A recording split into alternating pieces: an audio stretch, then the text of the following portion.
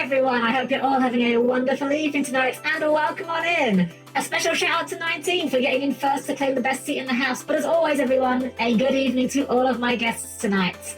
To 19, to Bucky, to Stratos, to Zordon, and to anyone else that's lurking out there tonight, I hope you're all doing very well, and welcome on in. I hope that the weekend has been treating you all kindly so far. It hasn't been treating me too kindly, I'll be entirely honest. Just the weather. I don't know why. For some reason, England has decided, it's actually going to be like February now. We're going to be cold again. We've had like a week, you've had 2 weeks of like okay weather. So it's time to go cold again. For no reason.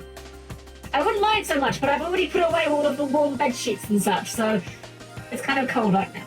But I hope you guys are doing good. I hope you guys are having a wonderful evening. England has nice weather? No! England doesn't have nice weather. We get okay weather at best. That is our upper limit for weather quality. In fact, I remember when Yemi came to visit me a while back, I warned her before she came here, England is very different to America in ways that you haven't thought about. Obviously, there's the obvious things, driving on the wrong side of the road, having different money, randomly inserting U's into words that otherwise do not have them. But the one change that no American expects when they come to England is the fact that the sky is a different colour. In America, your sky is often blue. Ours is grey. On a good day. Most of the time it's kind of like an unpleasant white colour. It's not very good. No, it's not that bad, but at the moment the weather's just been a bit miserable, not like awful, just kind of like not pleasant. Over here is just hot and more hot on the side of hot, aka Florida. That is, funnily enough, that is pretty consistent with when I went there years and years ago, where it was, again, as you say, really hot. Apart from, I think there was like 1 or 2 days during our trip there, where it was torrential. Like, the rain came down, the likes of which I have never seen before or after, but only for like an hour. There was like an hour of this awful rain that Lord Helm was actually kind of like uncomfortable with driving in. He's like, wait, should we be driving in this? I feel like we're going to crash. And eventually, it stopped very suddenly. It was kind of like someone flipped a light switch. And I'm joking, baby birds have been living in my mum's plants and now I'm bringing out front porch. Well, treat them nicely. I'm sure they'll treat you well if you treat them well. We've actually got a few nesting birds around the manor here. Nothing like too fancy. We've got like some sparrows and some, lots of pigeons, because, again, England. If there's one thing you can guarantee you will find in England, it is pigeons. You can't avoid them. Pigeon Bear, hello, welcome. Good evening. I'm doing well. I hope you are as well. Lovely to see you. We're just talking about the wonders of being in England. Okay, wonders might be a bit of a stretch of a word. The reality of living in England, I suppose, is a more accurate way of putting it. I rag on it. I rag on it the same way I think everyone rags on wherever they're from, It doesn't matter where you're from, you're gonna know the worst parts about it. Because you see it every day, You don't think about all the days that everything's fine. But you sure as hell remember that one day when the weather was absolutely miserable, you got splashed by a passing bus, you lost your wallet, and then you tripped over and injured your leg. You'll remember that day. But the hundreds and hundreds of normal mundane days, you'll never think about them. It's the, there's a term for this. What's it called? Negativity bias? Something like that, I think. I forget, something along those lines at least. Well, guys, we're going to be getting ourselves into some Tier 2 tonight. We started this last week, and I'm not going to lie, I really am, surprised, genuinely, by how much I've been enjoying this game. My memory of this game was that it was not as good as the first one, I'll be entirely honest. But I think that I might be reassessing that when we're done here. This game might actually be better, and I just had bad taste as a child. Imagine that, having bad taste as a child. That literally never happens, right? Your opinions as a child always hold up well into your adulthood, right? That's definitely how that works normally, right? Okay, I'll just yeah, I'm sorry, the chair is very squeaky. I can even trigger it on demand. Squeak, squeak, squeak. Yeah, it does need a good CAD WD-40, although realistically I probably just need a new chair. I've had this one for so long though. Like, I've had this chair for... I don't actually know how long I've had this chair. I've had this chair basically as long as I've had this desk. Hold on, I want to figure this out now. I'm now... This has become a new little puzzle. I got the desk when I got my... Not my previous machine, the machine before that. That would have been... No, it wasn't before that. I think I've had this chair for about 6 to 7 years, something like that. So I've had my worth out of it. It's a good chair, and I really do need to get another one. The problem is that I want to try it, and I don't get much time to go out to shops to try chairs. Maybe one day I'll just pull the trigger and order one. I don't know, because I mean, you guys surely get annoyed by the squeaking, and you don't have to hear it as loud as I have to hear it, so trust me, it is pretty annoying for me as well, so we'll have to get one at some point. Maybe when I'm done with my trip. I've got a few things that are on my list of things I need to get done. New chair is one of them. New mattress is another. One of my mattresses springs has been kind of dead for a while, but it's that same thing that I want to get a new one, but I want to try it first, because I actually did this not by mistake, but I actually did this where what's the word? I got a new mattress, well, my current mattress, I should say. I got it without trying it. And that was the biggest mistake I ever made. It's way too firm for me. I prefer a much softer mattress. It's so firm that I actually had to get a mattress topper to make it comfortable enough to sleep on. So I definitely don't want to go through that again. Put a chair on the throne. I could do. I mean, I don't know. I don't know how much chairs cost. I bought this one ages ago, so I don't know how much they would expect to do. I could do that though. The awkward thing is that this chair that I have has a function that is something I really like about it, and I don't know what I would be looking for in terms of finding chairs that do it. Because it leans back, right? But it's not just the back of the chair that leans back, the entire seat pivots back. And I don't know what that's called when I'm looking for chairs. But I've gotten so used to this feature that I know that it would take me forever to get used to a different chair that didn't have it, if that makes sense. But honestly, maybe I could. A recliner? Maybe? It could be that. I'll be honest, I'm not very well versed when it comes to chair terminology. It's unfortunately not a subject I'm very well rehearsed in.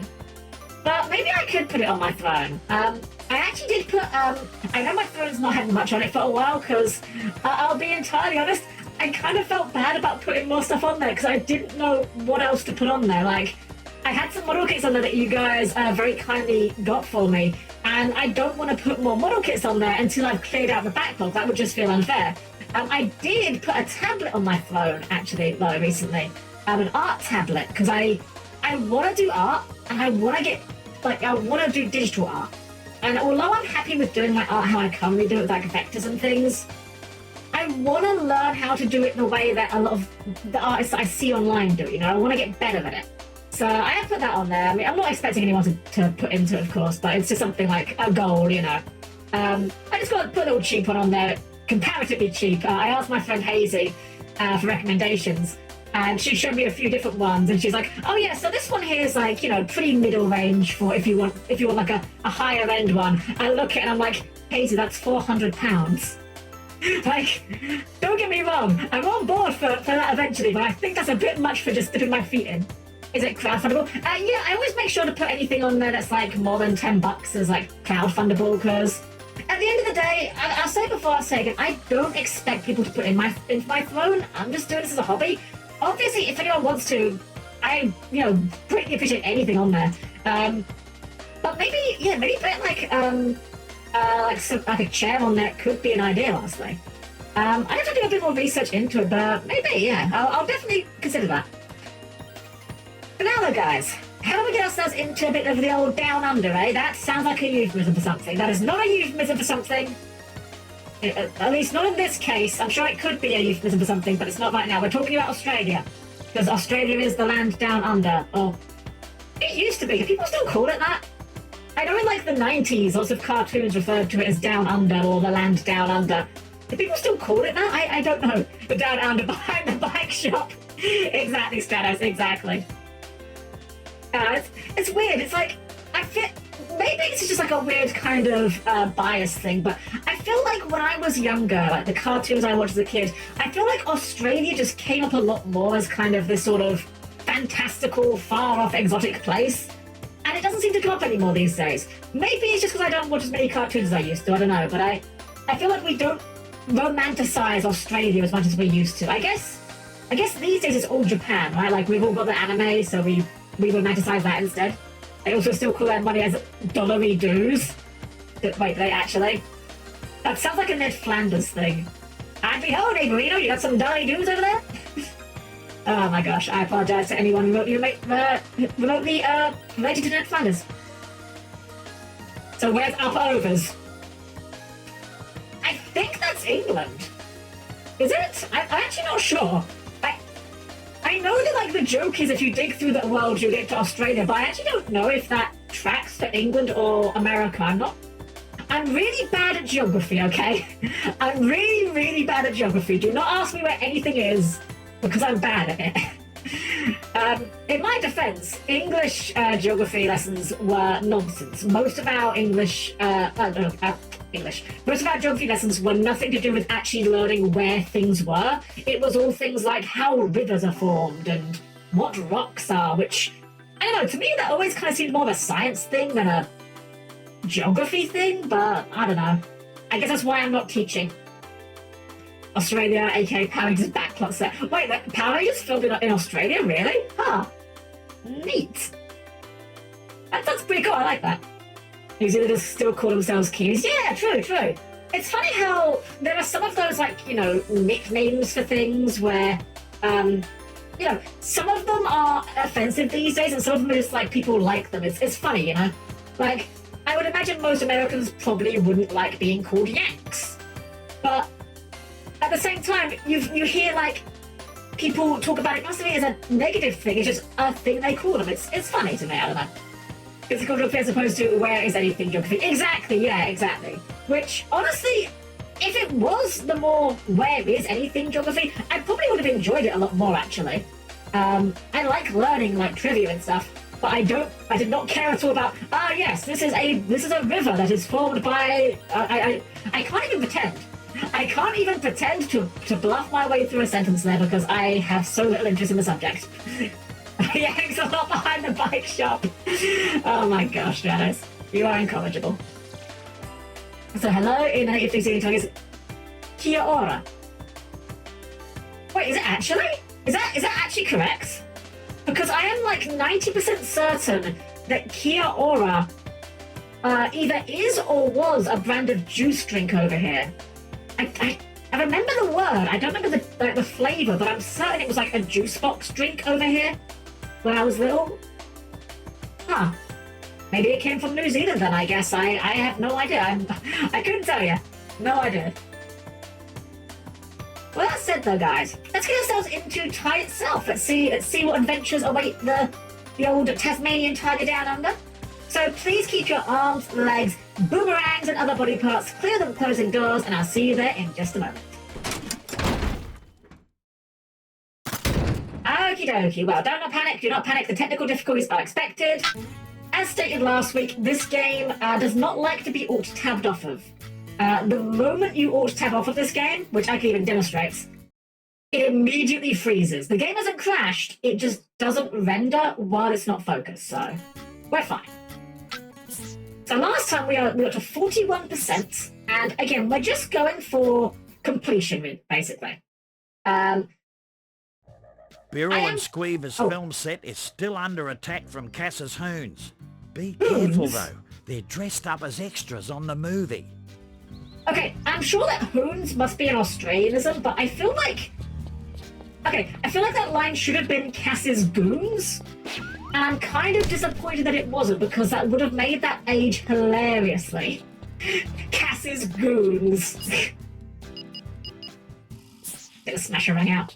Don't worry, the birds are safe. Oh, good to hear it. Glad to hear it. I love birds.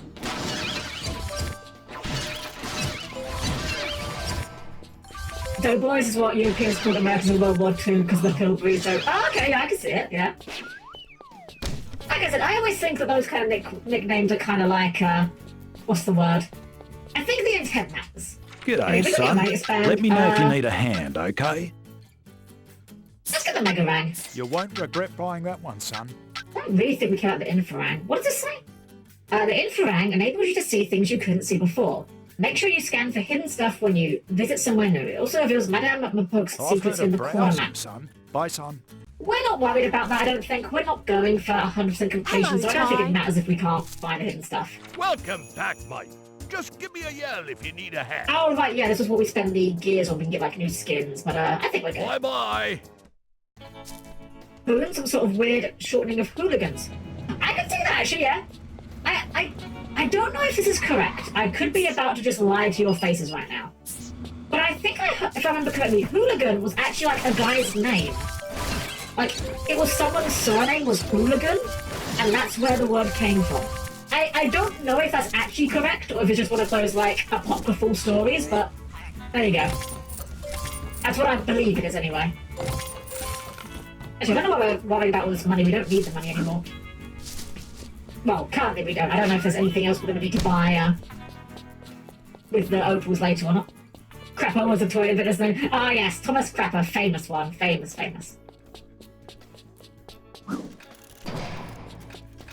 Alright, let's get back on the road. Let's have a look at our missions right now. One day I will cycle the correct way through this, but this is not today.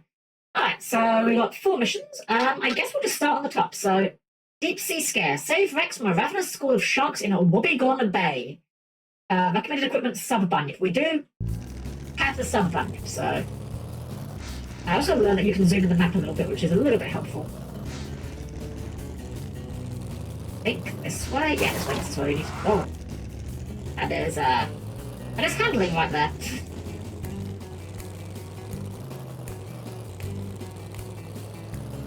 No one's got me. I know Crapper's got me.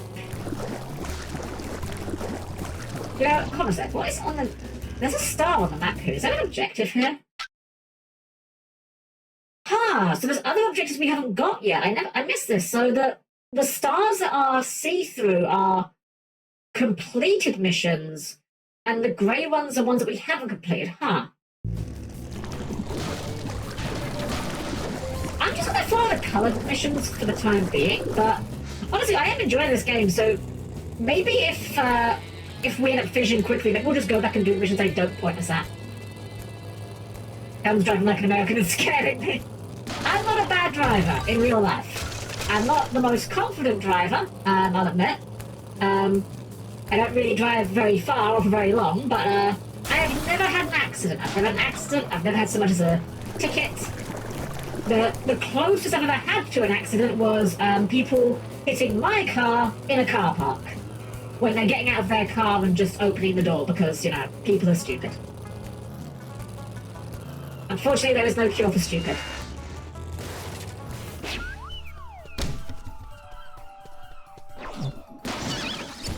It just occurs to me, I think this music right here is the, I think this is the same music from the beach level in Taiwan. Oh.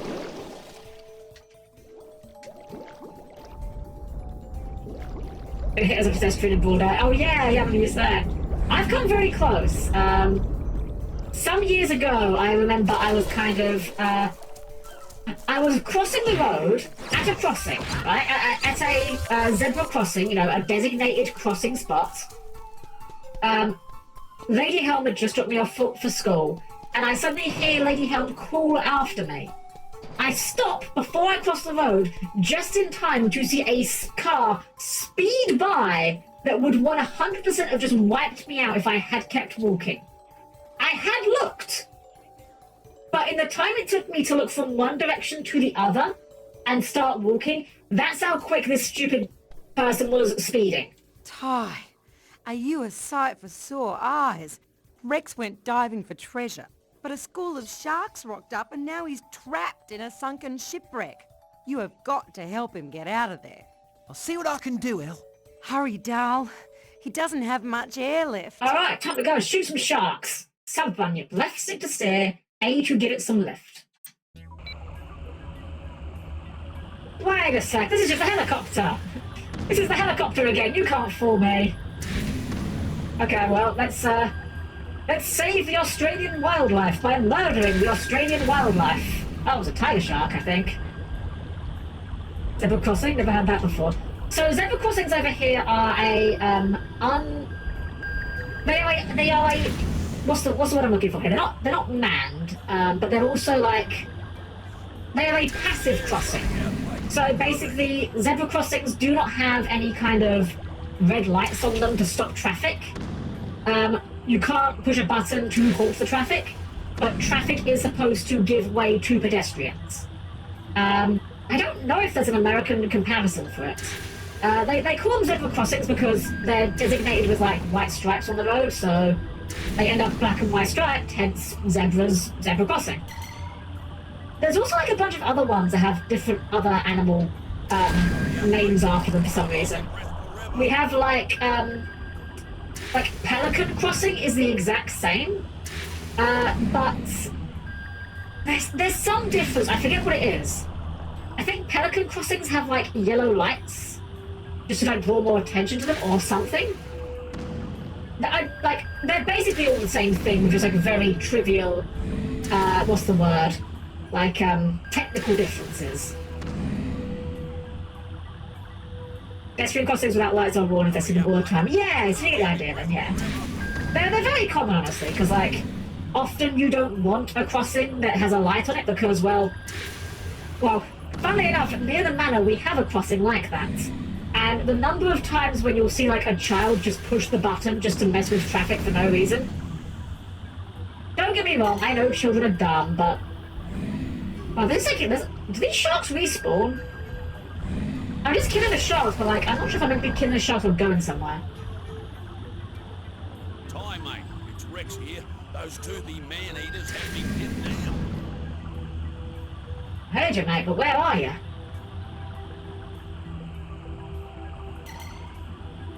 We're going to be following the lights, is that the idea?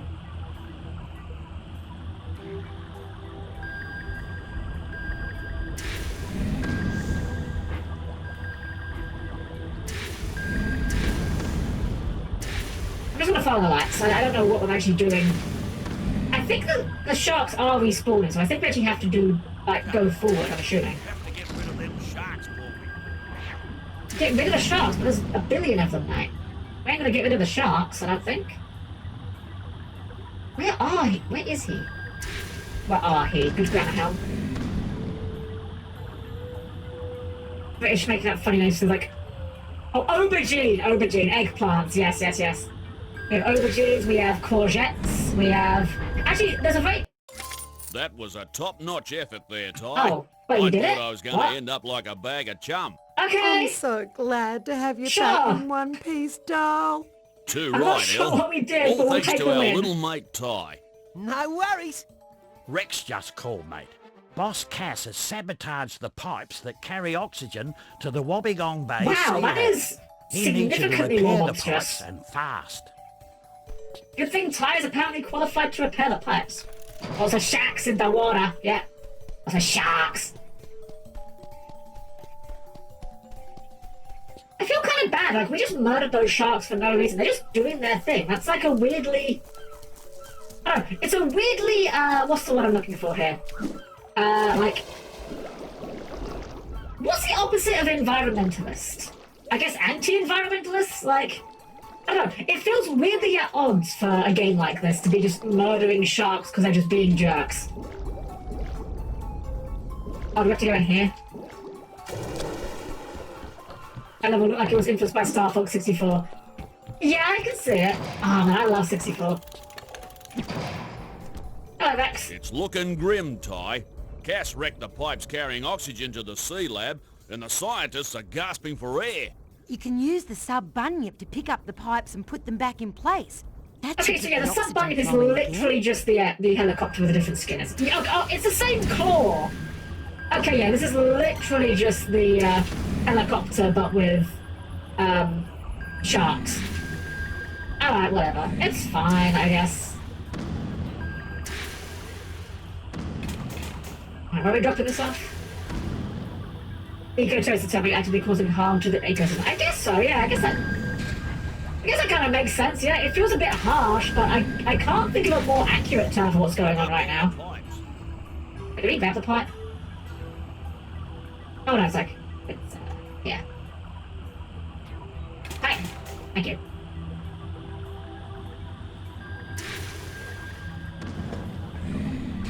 Wait, did we drop the... Oh, wait, we... Oh, okay, I guess we just pass over the part where it needs to go. It just drops automatically. Okay. Alright, sure, why not? That's how physics works, especially underwater. Hurry up, mate. Look at him, hurry up, mate. Why don't you do something then, you lazy git? Don't see you driving around in a submarine. I'm not gonna lie though, you could not pay me enough just to get in a submarine.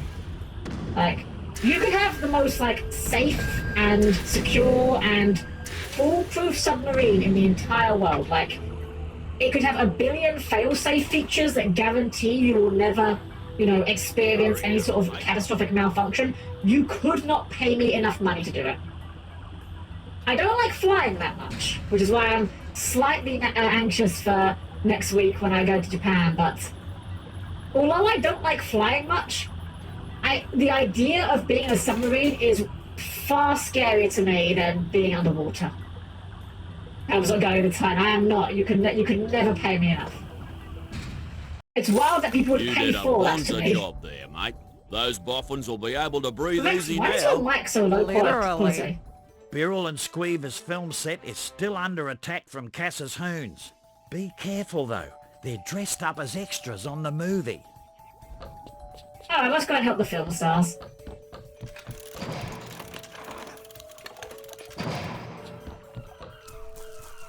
How do we use what this is for? Can we hit this? Oh, well, I don't know if we can or if our boomerangs are just falling short, but... I would go in the ocean if you gave me the Atlas Gundam, maybe. Yeah, if you give me the Gundam, maybe, but even then... I don't know, there's just so many more things I could imagine going wrong. Also, like, let's be real, the deep ocean is absolutely terrifying, right? Terrifying, like, have you seen the kinds of creatures that live deep in the ocean? They do not want to be bothered, and you know what? I am more than okay with just letting them do their thing. Where are we going now, anyway? Now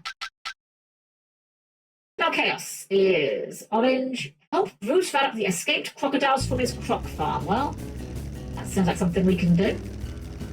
Actually, we're passing the green one anyway, so we'll do tourist trap first. Fix the bridge. Oh boy, is that going to be another helicopter mission by any chance?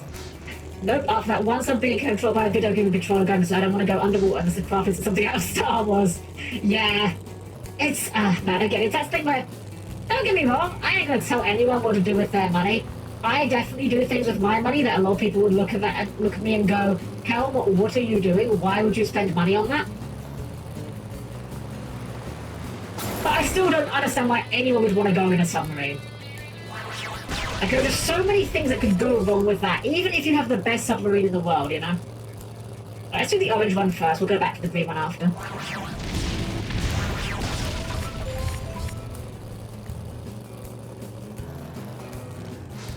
I was kind of hoping that would, like, screech to a halt, but oh well. Oh my god, I love them. Oh, why do you have to be enemies? I want you to be friends. Wait, can we not? Oh, they take 2 hits. Okay, look at these guys. Oh, these guys are great. These are wonderful. Wait, they've got little collars. They've got spiked collars. Oh my god, that's amazing. They're like frog dogs. Wait, they're scratching like... Okay, okay, they're no Frog the Jam, but I would 100% run 3 of these. Any day of the week. Oh, no! Submarines are scary unless you're Sean Connery. True, honestly. To be fair, though, if you are Sean Connery, I don't think anything is scary to you. Dog the Jam! Oh, I love it. I love it. That's what we need. We need a whole jam archetype. If he can't be part of the frogs, he will lead the jams. They've still got to be level 2, though. We still need them to be, like, accidental sprite support. Oh, that works. Just blow everything up.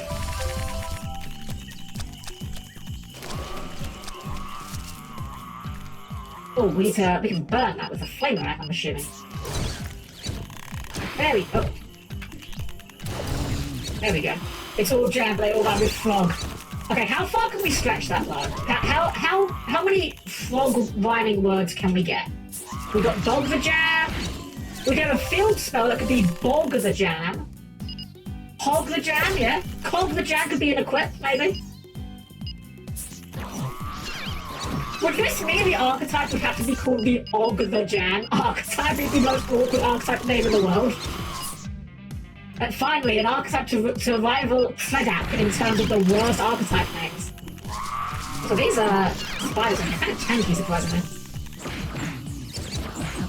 Like 3 hits, what the heck?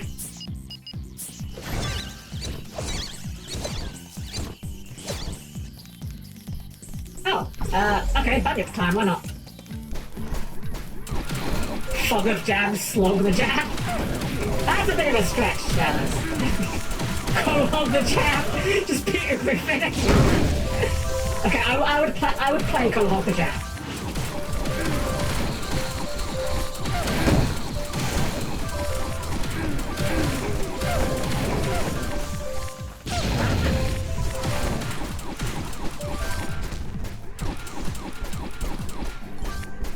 Okay, well, that's Hog. It's something. And some money. More money. Kellogg the jam? Not Kellogg's. Wow, Zordon, you and I, same brain cell. Kellogg's the jam. Fog the jam sin, which turns the milk green. Oh, wow, we FNAF now. We are, look, it's literally, what was the crocodile called from FNAF? I forget. No, I don't remember. I know it was in Security Breach, but I never played that one.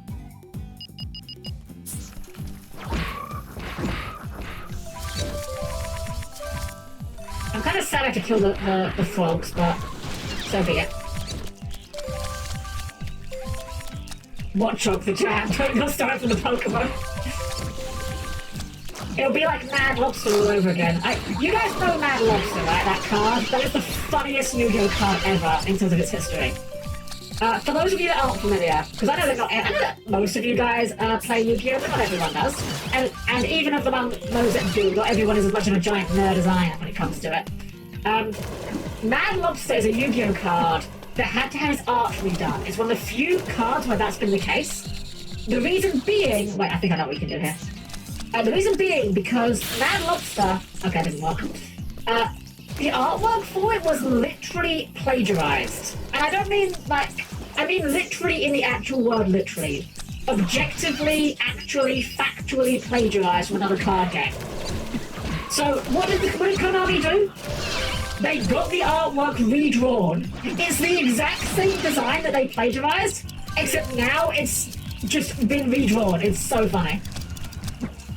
Oh, that is a quick timer. Okay. Maybe we could take the aim from here. There we go. Go straight for the method again, I think. You might be right. I know it was another card game. I don't know which one. Funnily enough, this is like, okay, here's a weird thing, right?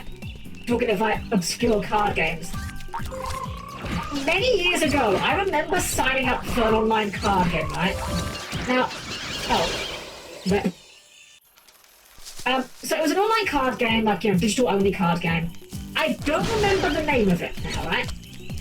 But what I do remember was, and important thing to note, this was years before anyone used the word cryptocurrency, okay? I just want you to put that in your mind. So, we are talking many, many years ago.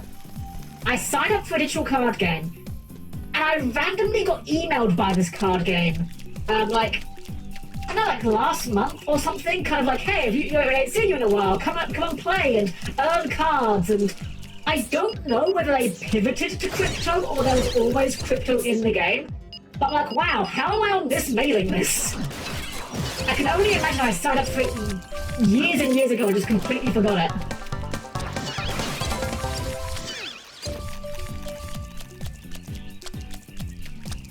To be fair though, I probably should be a bit more, what's the word? Particular about unsubbing from mailing lists. I don't really pay that much attention to them. I just kind of delete them and move on. Oh, you're fine, Paris. Hold on. Let me just deal with this spider. Oh, why are spiders so tanky? Wait, no, of course they're tanky. It's Australia. There you go. Give an FT, I'm so sorry, of non-functioning testicles. Oh my gosh. I do love the jokes of NFTs. I think I've told you guys this before, how I actually did that in one of my tabletop games once. I had my players get involved in a weird subplot where they... Oh, it's you! It's, what is it, Steve, I think. Were you Steve? Hey, orange rat. Jeez, I thought you was one of them. But they tend to be purple. I have to lighten up on the goo juice. So, what brings you here?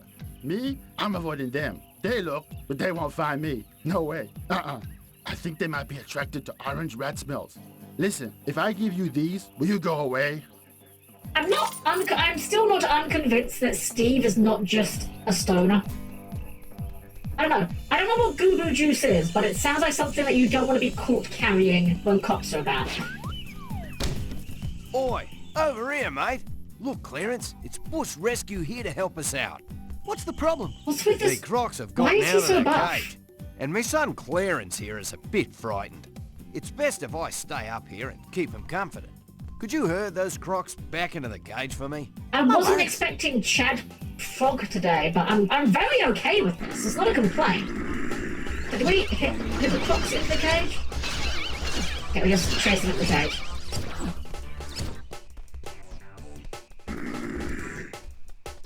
Why are these, like, somehow these crocodiles having, like, collars and being, like, white as opposed to green makes them, like, really cute, I don't know why. I think it's the collars doing it, like, it makes them look more like pets. Oh god, Mega Man went mad there. Chad Vajan, yes. He's trying to beat Abraham Electrum. I mean, to be fair, I still want to make a deck with Frog the Jam in Heroes. It would not be good, like, I don't know why you would do it. There wouldn't be much value in it. But just the idea of making Absolute Zero with Frog the Jam is just too funny to me. That's the only reason why. Some alligators are actually like, really? Oh, today I learned. We don't really get them over here, so... You know, I actually kind of wonder, I actually don't know if I've actually seen a crocodile in person. I feel like I must have, but I went to the zoo in February and I'm pretty sure I didn't have any in the zoo. Huh. Keep going to logos of Frog the Jam, it's working. Really? What, are you playing with Heroes or, like, Sprites, or what are you cooking with it? Beauty bottler bonza, mate. You handle those crocs like a real pro. You're good enough to work at me croc farm. Well, I have had some experience with crocs before. Anyways, thanks again for the help. Little Clarence here is feeling much better now. Oh dear. He's a little larrikin, he is. Takes after his Uncle Dennis, he does. He's always getting into scrapes. Isn't that right, mate? He's gonna grow up to be a star footy player. Or a jackaroo. I can feel it in my bones. What the heck is a jackaroo? Mate, you wouldn't read about it. Fluffy's stolen another top-secret invention. This time, it's the Shadow Drive. The She's Shadow one of Drive? Cass's loading docks just off the coast. Are you playing Sonic the Hedgehog now? Check your map and get over there right away. Even Maury knows. Okay, alright, so this is the gameplay loop. It's boss time, go ahead and get over there. In here, as I cycle through my deck enough that I see it. Lovely. Deku is like really peppy person, if I recall correctly. Huh. Well, either way, I am somehow not surprised that Dennis's brother sits around in short shorts. I don't know why I'm not surprised by this, but that just seems on brand somehow. Shadow Drive to the Shadow Realm. That's right, Pharaoh. I'm going to Shadow Drive you to the Shadow Realm. And you're going to have to pay the Shadow Toll at the gate. It's 12 Shadow Dollars. Don't ask the exchange rate. Alright, well, we're going to deliberately avoid that because that sounds like plot progression. And while we're not necessarily trying to 100% it, I don't know. We're not going to go for all the collectibles, but I feel like we can go for all the missions, at least. Let's have a look. Which one of these is... So Fluffy is the red one, so we'll just avoid the red one for the moment. Who wears short shorts? I wear short shorts. I don't wear short shorts. That would not be appropriate work attire. I mean, though, that said, if someone wanted to draw me in them, I wouldn't object to it. Just not normally what I usually wear. Leeches!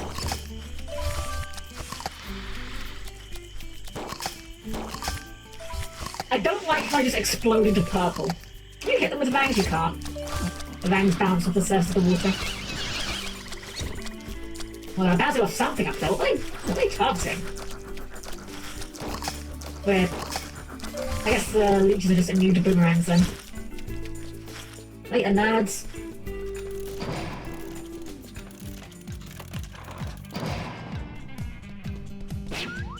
Shadow Drive says it could be the brains equivalent to the Shadow Realm. Just get uploaded it into a flash drive that contains evil files or something.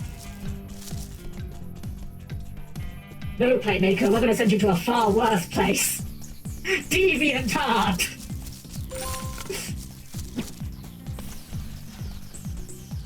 G'day, Betty. Ty! Oh, am I yes, glad to beloved see character you. Betty. This is my boyfriend, Duncan. Duncan, this is my brother, Ty. Oh, you're a Pleased to sister? meet you, mate. Likewise. You I'm sure picked the a internet was bad very day to normal about visit your our sister. tourist park. Someone sabotaged the bridge controls so we can't get up top. Busloads of tourists are due any minute. Is there any other way to get the bridge going again? Well, you could kickstart these emergency generators. They're scattered all over the mangroves. Oh no, we've got to Anyway, repair I'm here generators. for the tourists to arrive, so we can't do it. Damn it, I I'll was take supposed to care of play it. Dead by Daylight Thanks, tonight. Ty. You're the best. Just follow that path and make sure you hit Alright, all I'll the work on generators on Jens. the way. You guys loot the Just killer. watch out for If the I see him, I'll frills, teabag wild him to his crocs, attention, okay? Flaming traps, okay? No worries. Flaming traps. I'm sorry. Well, it sure is a good thing the generators are rebooted by throwing boomerangs at them. Otherwise, this might have presented a problem for us.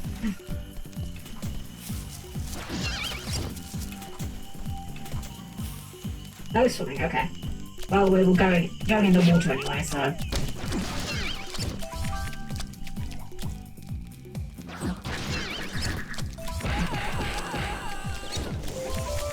The Mega Rang is really funny. Just the fact that it just bounces off of everything is just really satisfying. Oh. Okay, but why have you built this? Who is this for? This is extremely dangerous and definitely not OSHA compliant.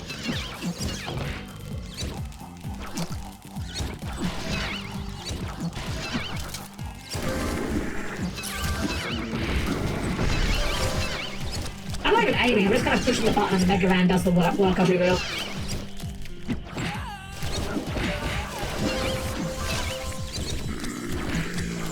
Oh, did I tell you my local town? I got another person playing from Pajama playing Armored XZs. Really? Ah.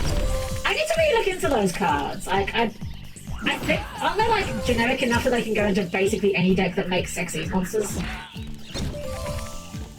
I should probably look into them. Like, if they go into From the Jam, then they're definitely a card I need to look into.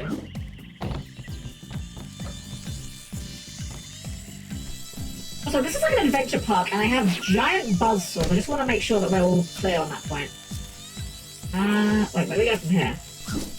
Big jump on this? No. We've been here.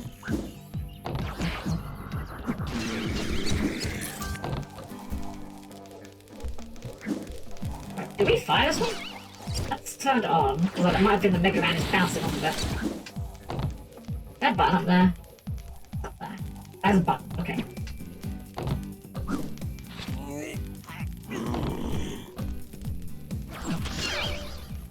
Oh. Okay, I wasn't quite what I was expecting, but sure. Where is that bird?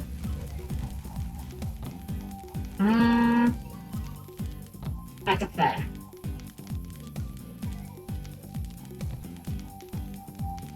Where does it go, though? Where does it come from? Where does it come from? Where does it go? Where does it come from? Cotton Eye Joe. Sent Bolton a while back. He uses Foggy Joe to make cat shark sometimes. Attack directly make Zeus. That's great. Good old Zeus. It's Excuse me, tour guides. You really don't have an alternative to powering... better alternative to attaching your powered bridge to this death call that Finley's singly randomly placed button. It kind of is, yeah. It's a bit weird. I guess Australia really is just a wild west. You just do whatever you like. How do we get up there? We can't get that high. Ah, maybe there's another button that gets us higher. That's a big guy. Gonna run away from you. Later, nerd. Wait, oh, do we glide from here? Wait, do we glide from here? We wouldn't make it from here, surely. That doesn't seem correct. Maybe there's another button.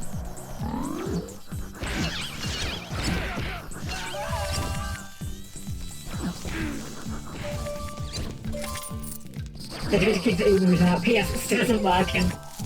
Funnily enough, I saw in the supermarket today, ostrich steaks. I didn't get them, but I was kind of tempted.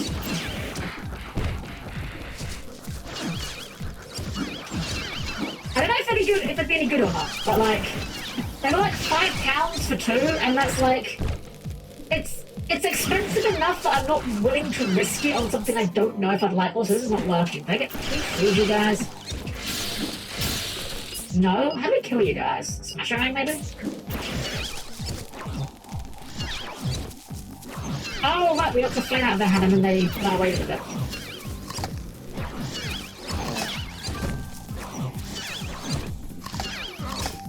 Alright, that works, sure.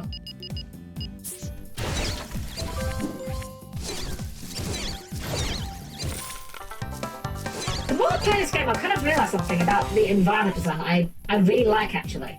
And I think it's part of why I'm enjoying this game a bit more than the first. It's because of the kind of smaller little side area designs. It means the areas can be designed a lot more tightly to be a bit more... it's more of a curated experience as opposed to just like a big area they put you in to say go at it, you know?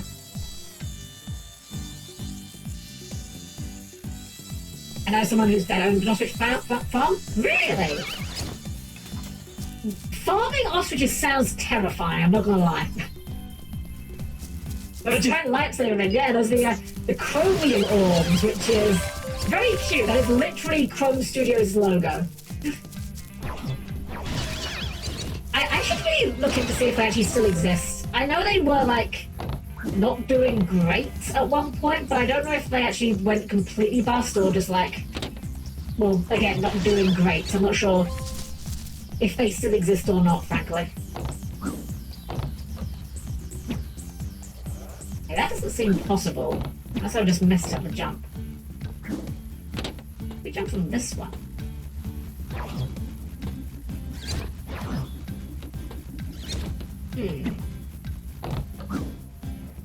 There's a button over there, right, we'll try hitting that. Wait, can we hit that from here? No. Hum. Well, now what do we do?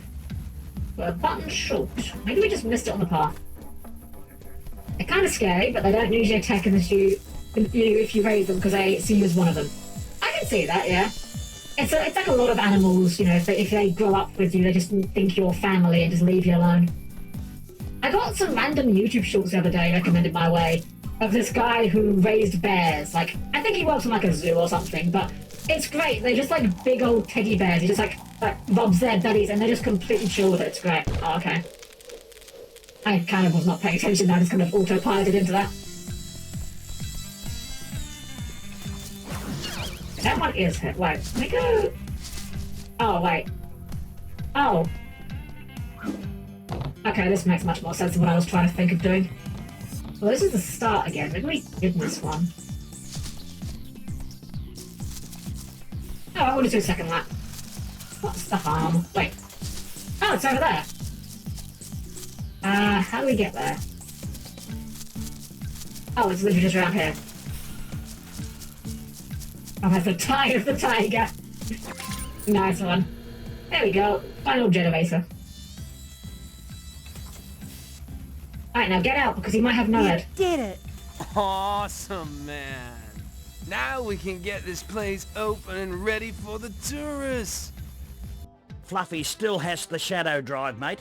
She's at one of Cass's I have loading no idea docks what this just shadow off the drive coast. is, but it Get sounds over like there and retrieve the drive it sounds far ASAP, edgier than this game meaning deserves. as soon as possible.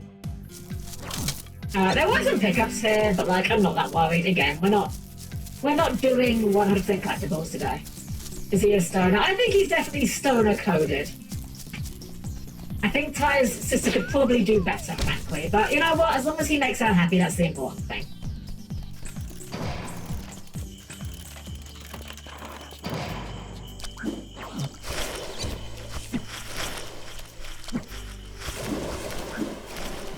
The odd leeches. Is there a leech Pokemon? I don't know why that thought just randomly occurred to me. I don't think there is one, is there? Well, I guess you've got like Electros, which is kind of leechy, but Tynamo, yeah, I guess Tynamo is like sort of like a leech.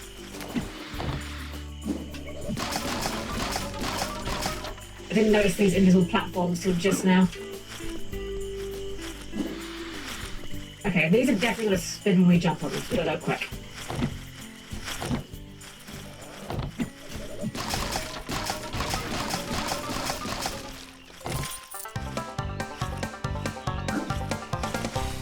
I do like that these invisible platforms are like kind of visible, like it's hard to see them, but you can still do it.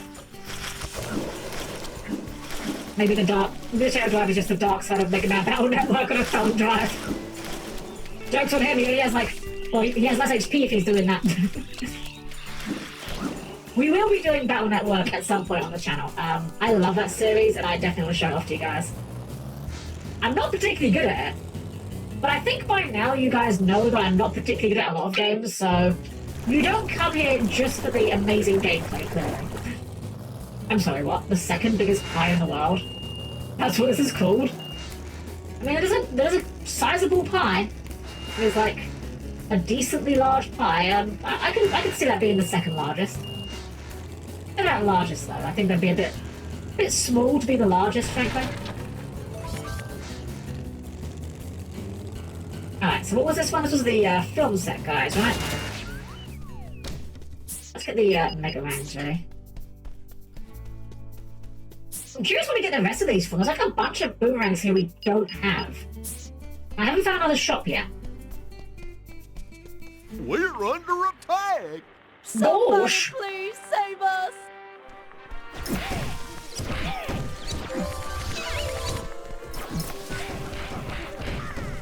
Oh, Mega Man is going to make this so much easier.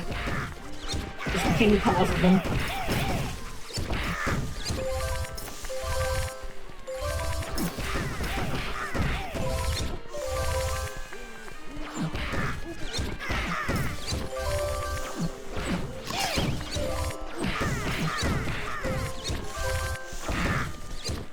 Oh wow, they're actually taking a lot of damage though. That's a bit scary.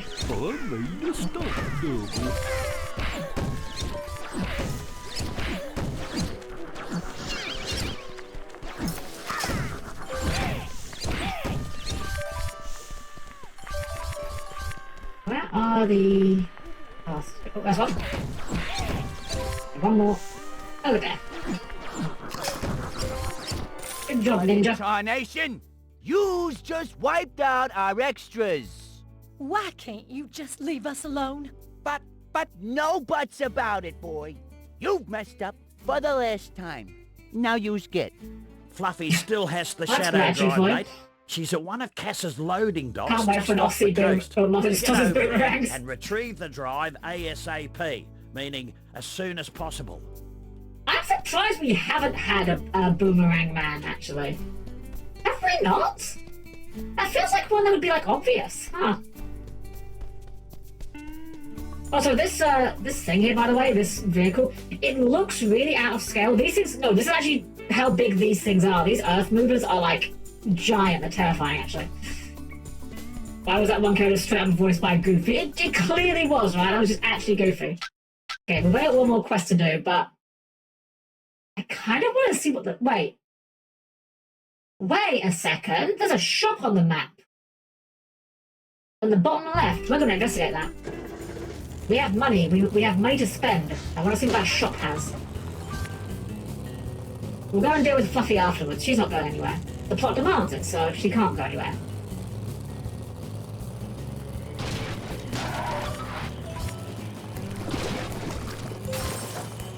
Okay, I promise I'm trying to drive straight. This thing does not handle as well as I would like.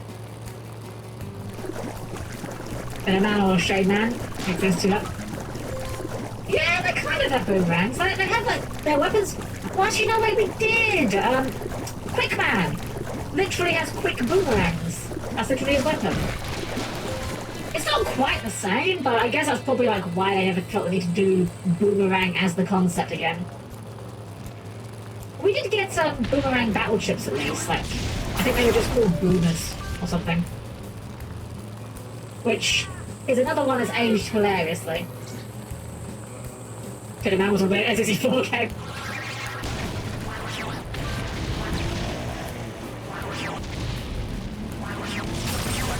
I miss the N64. I actually still have mine hooked up. I don't really play it much these days, but F-Zero X, in my opinion, is one of the greatest racing games ever made, and it is a crime that we don't have any more games in that series. Oh, there's a wall here. Huh. Well, I'm glad we came from this direction. Huh. Is this like a not... Wait. Nice clipping, guys. Alright, I guess we're gonna platform to the shop.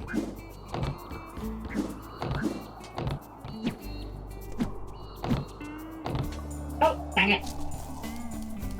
Okay, guys, you really do not let your camera clip below your grass like this. Come on. Come on. That's a basic one, guys. You could have done better than that. I don't like how these wood planks just, like, emit splinters when you land on them. That doesn't really instill confidence. If your wood is that dilapidated it crumbles when you walk on it, then it probably is not a building material you want to rely on to support your weight.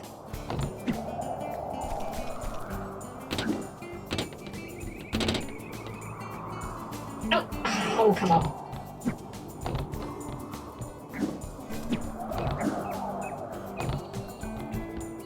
Why is this one fiddly bit of platforming giving me so much trouble? There we go. Oh, Sly's shack! Sly's in this game. Bro, you picked a great time to visit. I just got some great new rang upgrades in this week. Get a load of these. Huh. Well, that's 50 opals, so we're gonna buy that. Good one, mate. You should have fun with that. Handcrafted by Sheila's advanced preschool class from the finest repurposed wood remnants. Has a hair trigger and really packs a wallop. Freezerang. Extinguishes fires, freeze enemies and creates small icebergs you can stand on.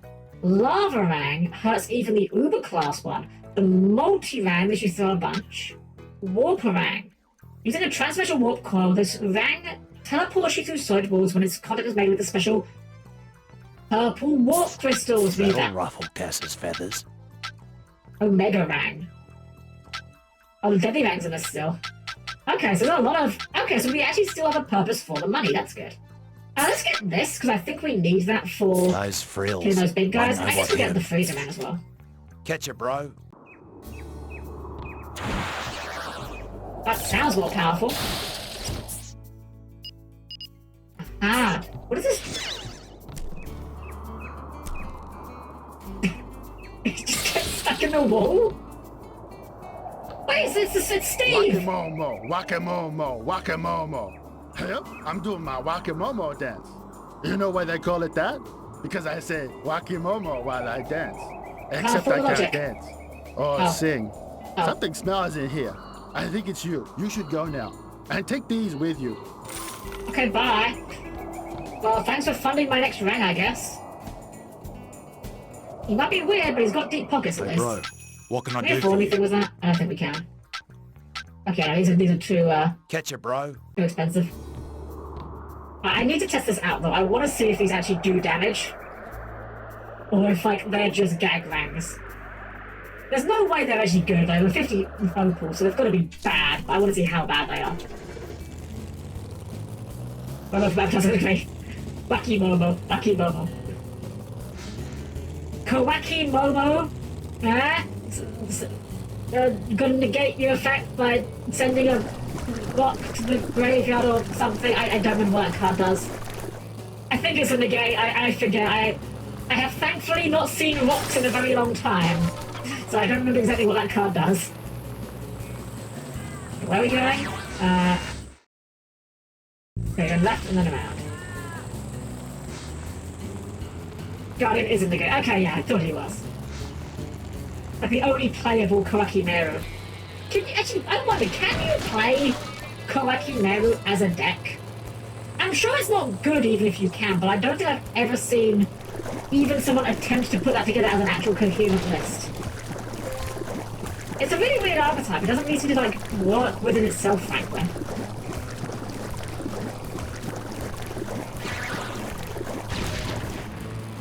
Drago's played number 4 and so's another. Okay, fair enough. I mean, Guard is just the one I always think of as the one that like everyone always played. Oh. Nice physics. Alright, let's go and see what this shadow drive that Fluffy was after is. I honestly can't even imagine what it might be. I finished this game before years ago. I just don't remember anything about it. So it could be literally anything. Oh, sunflowers. That's nice. As long as they're not Naturia sunflowers, of course.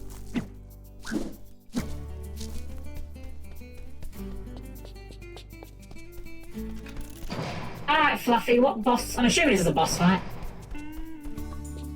Every other time you've been involved, it's been a boss fight. Let's see. Well, look who's here! It's #1 on the least wanted list! Dang, got him. That's rich, coming from #1 on the annoying rat list. Damn! Now will you scram? I'm busy. Not until I get what I came here for. Coughing baby versus coughing baby Another in the Insult Wars. tail Oh, I can give you that. Oh, okay, we're fighting with the mechs. Alright, neat. Man, this Gundam Battle Promotion 2 update sure is wild, huh?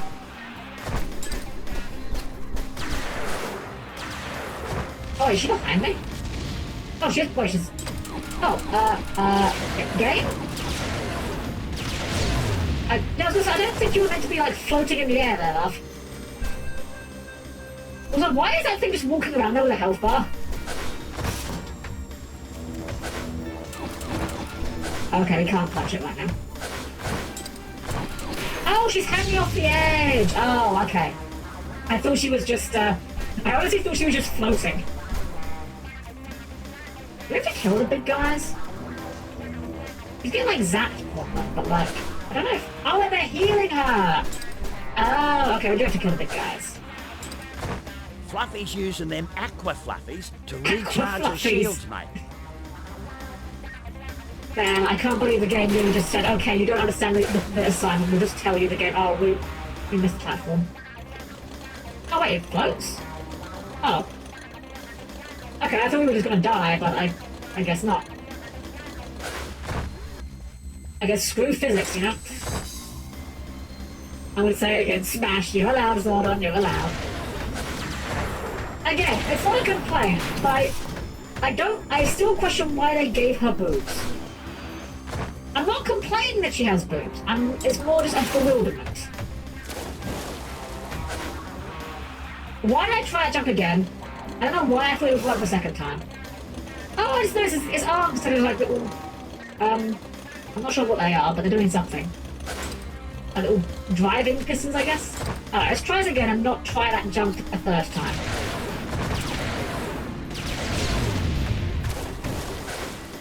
We need to jump onto the corner first. There. Don't try and cheese the platform.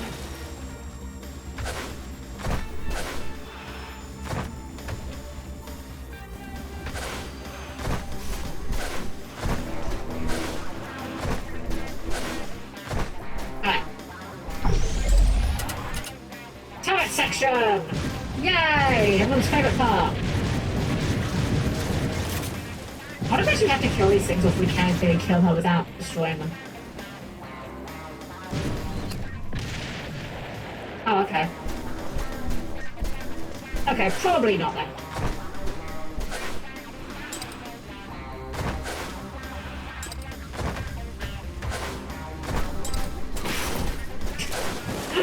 why, but how snappy the bunyip controls are does make punching things with it, like, unintentionally really funny.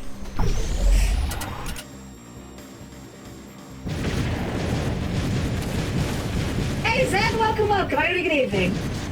Sorry, let me give you a coffee drink. Good day, Zen. Welcome. Have a good evening. Hope you're doing well today, mate. Oh, those are lions. Okay, bye.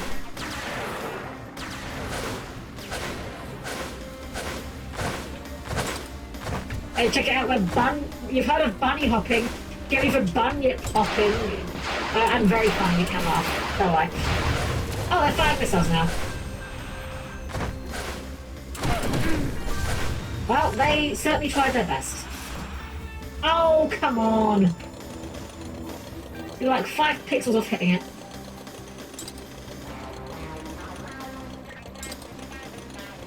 I just noticed how Ty's like winding his arms as he's like, look at his, he does he does like a hand bike motion while he's in the water. It's fine.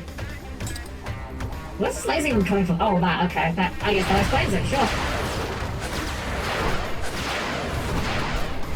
Let's actually go like, actually try to not fail the platform this time. I didn't realize it was actually moving last time was the issue. Alright. Night time!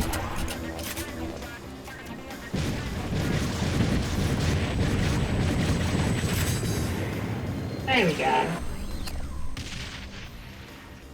Alright, and now we just punch you in the face, presumably.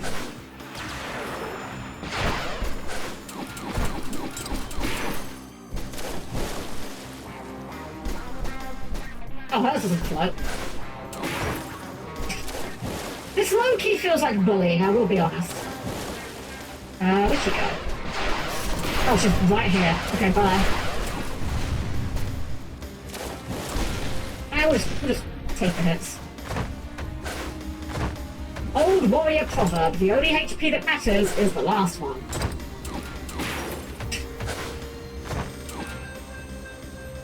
Why are you being so dramatic? You're a robot.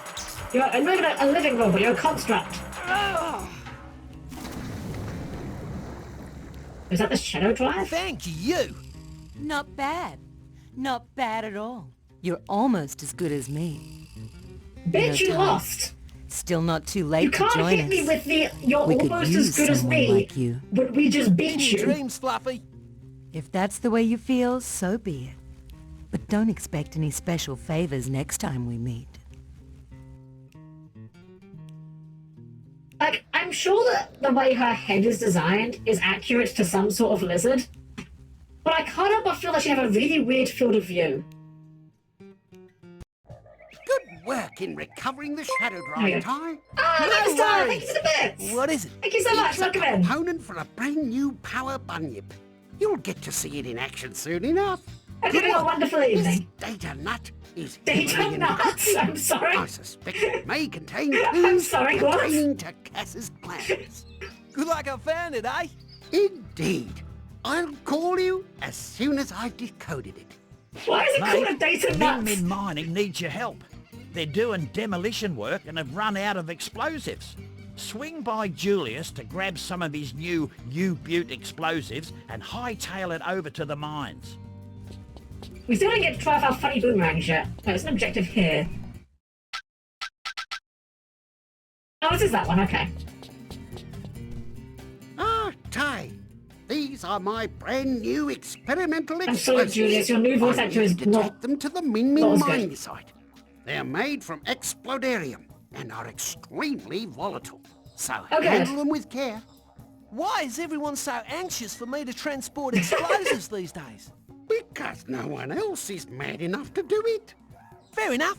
You've got to hurry though. Ty's even questions. I can't fair enough. Shelf-life before they become unstable and explode. Alright, cool. We're just running with dynamite now, sure.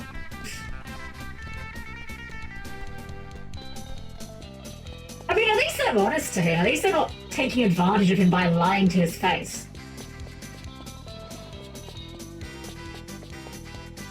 Do these stick in the boxes, I wonder? Okay, I don't. Oh, they actually... Oh, interesting. They actually, like, appear right back. Huh. Okay, so if you miss the target, they take a while to come back. But if you hit the target, they immediately respawn in your hands. That's interesting. I mean, I don't know if it's good, but it's a thing that you can do, I suppose, with it. Alright, so... I have no idea where we're actually taking these, but I'm sure the map will help us with that.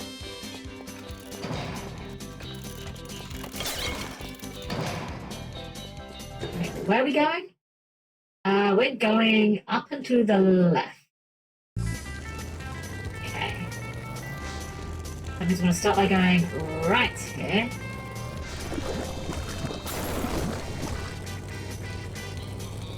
I just realised how they said these were very unstable. I hope there's not like a secret thing here where if you take damage or something they explode. I don't think I'm that careful.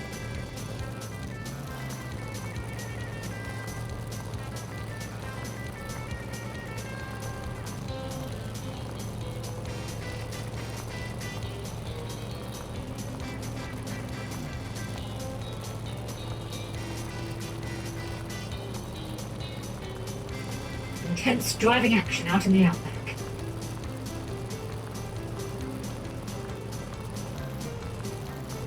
I'll be drifting. I'm certainly trying. This game doesn't have very good like drifting, but like I'm trying to drive like a reasonable person. Just in case there is some sort of like secret lose condition here if you like drive recklessly or something, I don't know. But this way. The nice thing is, it's actually put us right near the... Oh! Okay, I guess they're not that unstable because we just took damage. Yeah, it's actually put us quite close to the blue star objectives, that's quite handy.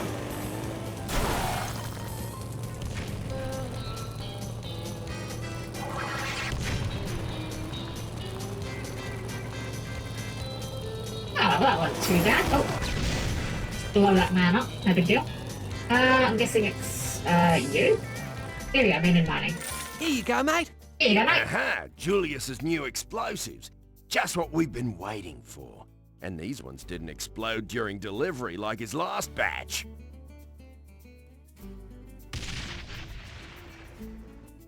That was a rip snorter of an explosion, eh, mate? Ty, Julius is as mad as a cut snake. He's just started a new experiment and has run out of plutonium. I need you to nip on over to the Never Never and grab a fresh plutonium rod for you. We're just grabbing plutonium. Is it... I don't know much about environmentalism, but I feel like that's a bad thing. Do you want to post a clip in chat? Oh, no, guys, let's go ahead. Thank you for asking. There's a little kart race here, so let's see if we can get through it without breaking physics again.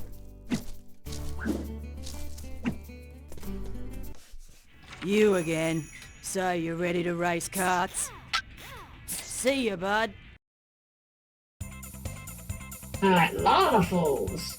Okay, that's a very red lava. Giant turtles for some reason.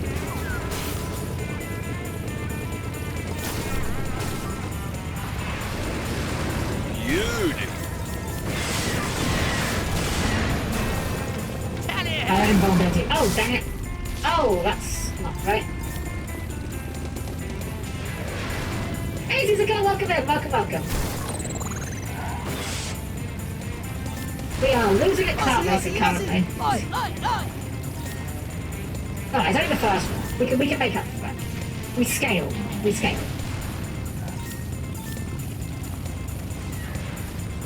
How's Robot Oshi? Which Robot Oshi? Oshi, hello? Where'd that come from? I'm not someone's Oshi, am I? I'm just a little robot. I don't know if I qualify for Oshi status. I don't feel like I deserve something like that. But I'm doing well. I hope you're having a good evening. Welcome in. Oh, okay. We might be losing this one. And again, maybe not, because everyone just got stuck on turtles.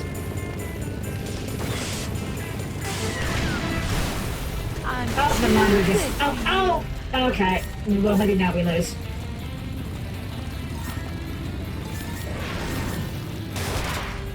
this shortcut is low-key a trap, actually.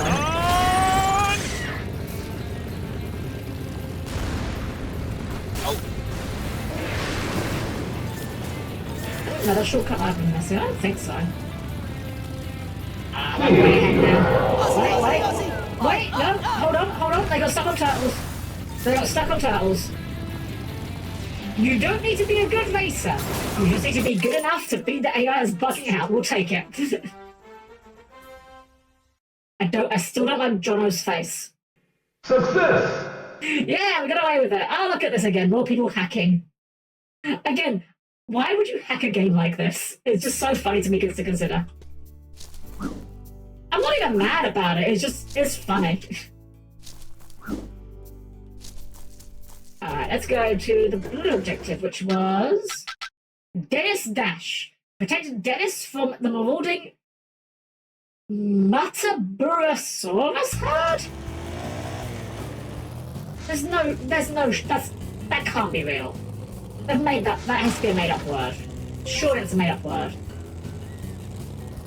Why is it says 199? It always has been. Literally, someone asked me this the other day, actually. The only reason why success is 199 and failure is 200 is literally because I accidentally set success 1 point lower. And I found it funny, so I've kept it that way. So now you get to be bothered by it permanently. That's the only reason. I have no other good reason. That's all it is.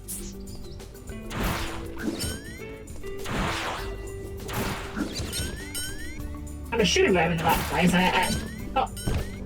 I hit B by mistake.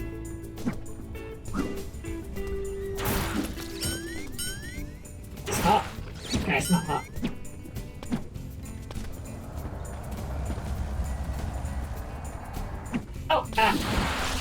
Oh, that's cheeky. That's cheeky. It just dumps you straight on the cold one. But wait, we can just we don't even need that, right? Can we just fly there?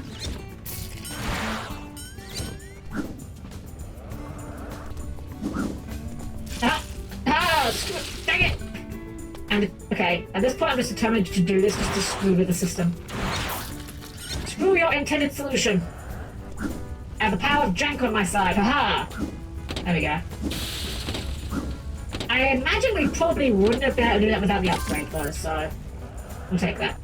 The discount to get you to aim for success more than the failure. Clever sales trick. Exactly. Why is the dummy not triggering? Oh, whatever. We will just simply not die. Wait. It took it from this side. Wait, did we come in from the wrong end somehow? Wait. What?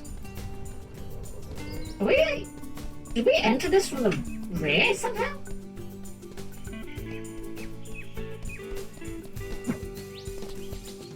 Oh, that's where we parked. Okay, never mind, I guess... I'm gaslighting myself, clearly. I physically dislike this actively in frowning Strauss mode. Well, you know, if you save up enough channel points to the point where you don't have, where Twitch will stop displaying your exact number, it will not bother you. You know, it's a galaxy brain strap. Okay. There's a few things here. Including one that's right above me?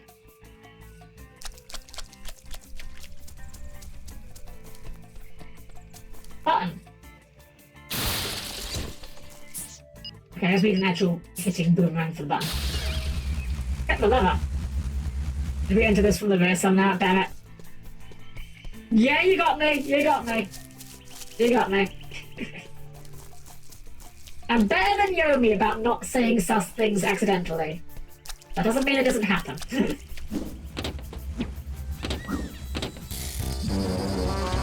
Warcogs! I still don't know what that star's indicating, but maybe we can't do it till later. Wait, what is that? Is that a thing there? Ah. Not sure what that particle effect is, but we'll be back there somewhere, I'm sure.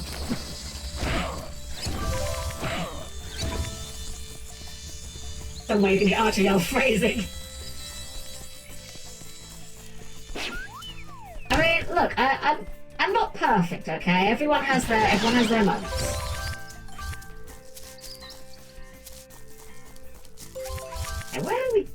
Where are we actually going? This area doesn't actually lead to any missions, but I'm curious what's over here now, so... There's gotta be like a pickup or something here, right?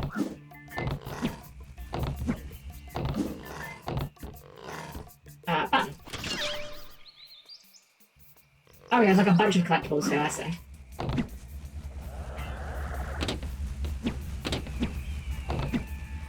Well, we're not trying to 100%, but we're not going to just ignore collectibles when they're this apparent.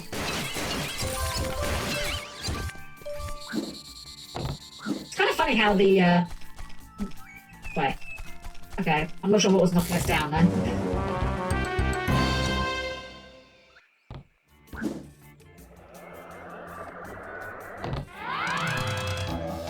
Aggressive didgeridoo. Oh, there's a lot of things here. There's another cog over there. Where are we getting that one?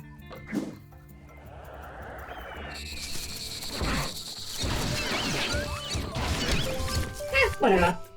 We're here for the mission rather than the collectibles, so... Oh, there's a fence there.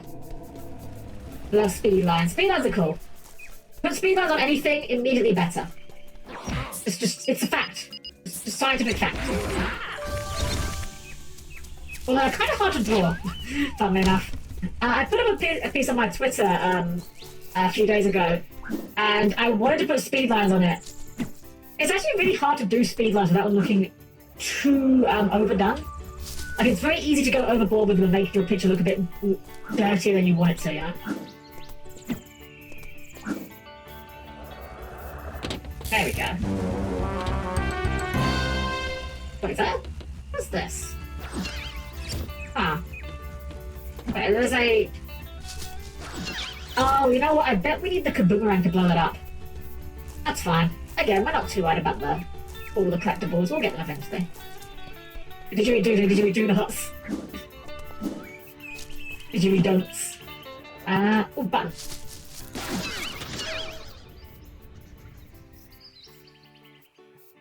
Camera, that was mildly nauseating game. You could have had a bit more of a steady pace on that. Not sure.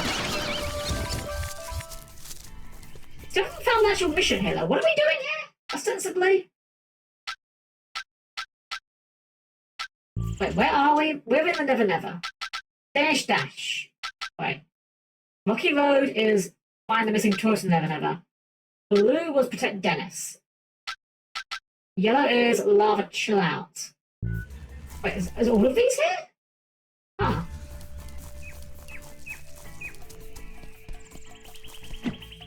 I guess they call it the Never Never because you'll never find your way out of here because it's such a maze. Here we go. Progress, I think. Potentially. Okay, yeah, now we're making progress. Oh god, it's you again. G'day, mate. I'm Ty. Hey, Ty.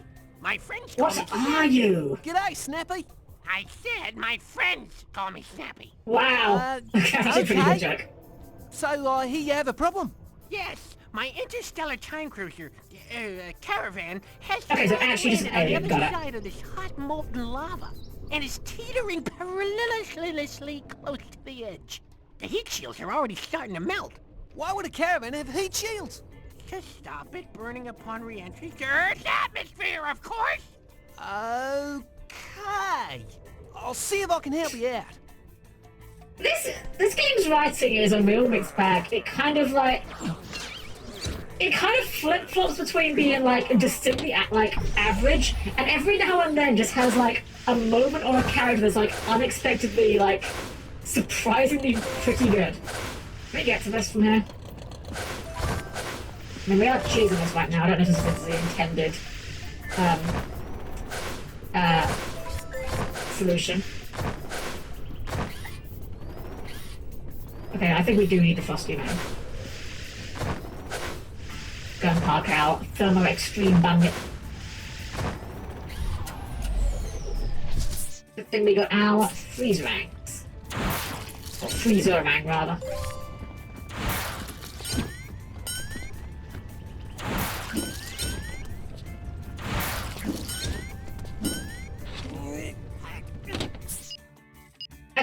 I still admire the commitment to the bits that Ty still needs to use his... Oh, Bilby.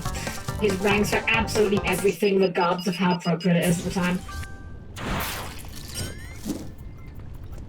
It's the Cyclops problem, actually. I forget if I mentioned this before, but the Cyclops problem is something that you notice with, like, superhero stuff. So think of superhero, like, media, right? Imagine you're playing, the best example for this, I find, is tabletop role-playing games, but it also applies to video games, it applies to, like, you know, any kind of, like, superhero media, really. Let's imagine you're playing Cyclops in your superhero game, right? There's an enemy. What do you do, Cyclops? I'll shoot it with my eye beams. Okay, cool. Next turn. Okay, Cyclops, there's an enemy. What do you do? I'll shoot them with my eye beams. How do I get it going? Try kicking it! Okay. I'm sorry. What the? Oh, that worked. Thanks, Ty. See you around like a ristle. Like a what? Did you just call me a car's slur? broken down outside Dusty Burrows, mate. Apparently the spark plug has packed it in. Keith has a spare waiting for you at the Bush Rescue Garage. Swing on by, pick it up, and help get things going again. Okay. But yeah, you had to pick the most mid X-Men for that example. Okay. It's true. Like, I'm not gonna argue you on that point. But even if we pick the cooler X-Men, like let's say like Wolverine, right? I think. Oh, whoops. I think most people would reasonably agree that Wolverine is one of the coolest X-Men, you know, just as a character. Wolverine, what are you going to do this turn? I'll slash him with my claws. Next turn. Okay, Wolverine, what do you do this turn? I'll slash him with my claws. Next turn? I think I'll slash him with my claws. It's kind of that thing where some characters, and superheroes are kind of the worst for this, but they're not the only ones that have it. They have the one thing they do really well. So you now need to make every problem somehow solved by that one thing. It's Steve again! Okay, I'm not gonna lie, I'm kind of enjoying finding Steve. Will you quit following me? I'm trying to keep a low profile. And it's very hard to do with you showing up all the time. Are you wanted, Steve? All I know, they could have followed you here. All I want is some peace and quiet. Is that too much to ask for? Is it? Look, if I give you this, you'll promise to leave. I think Steve's on the run, frankly. Here you go. I think he's wanted. I think that Google juice is more than he's letting on. Something to be said about a lot of superheroes. Strangely Marvel ones, like, what are you going to do? Same from Classic 4. It's clobbering time. What about you, Hulk? Smash! Exactly, yeah. I picked X-Men, but, like, you could pick any superhero. Most superheroes have such a narrow skill sets or, like, list of abilities that's basically all they can do. You have to make all of your problems solvable by that one skill. And that's kind of what Ty's got going on. It's like all he is the boomerang guy. So now every problem he has needs to be solvable by boomerangs. I mean, I guess that's kind of why I gave him, like, you know, the new vehicles and stuff. I was curious, will this chill these platforms, or do we need specifically ice for that? Well, never mind, we can't aim low enough. Oh, it does work, okay. Neat. I forgot the cool sounds when it empties out. Loading heals super fast. He does, but that's not something he does though. Like, you can leverage the idea that you can do dangerous stuff because you heal really fast, but it doesn't inherently that you do anything you couldn't already do. It just means you get to survive doing the thing that would normally kill you. These guys are having a good time. That's really happy for them.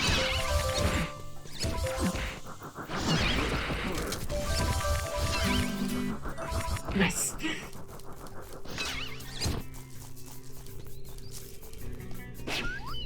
Why are there so many aliens in this game? G'day, I'm Ty, from Bush Rescue. Thanks for coming so quickly. My sister Pepper and I were doing some rock climbing in those hills when a dinosaur scared us and we ran in different directions. Why are there dinosaurs in this I'm world? the best rock climber in the world. I'm worried something may have happened to her. Leave it to me, mate. I'll see what I can do. Okay, sure, dinosaurs exist now. This is the world we find ourselves in. This is the reality of the situation.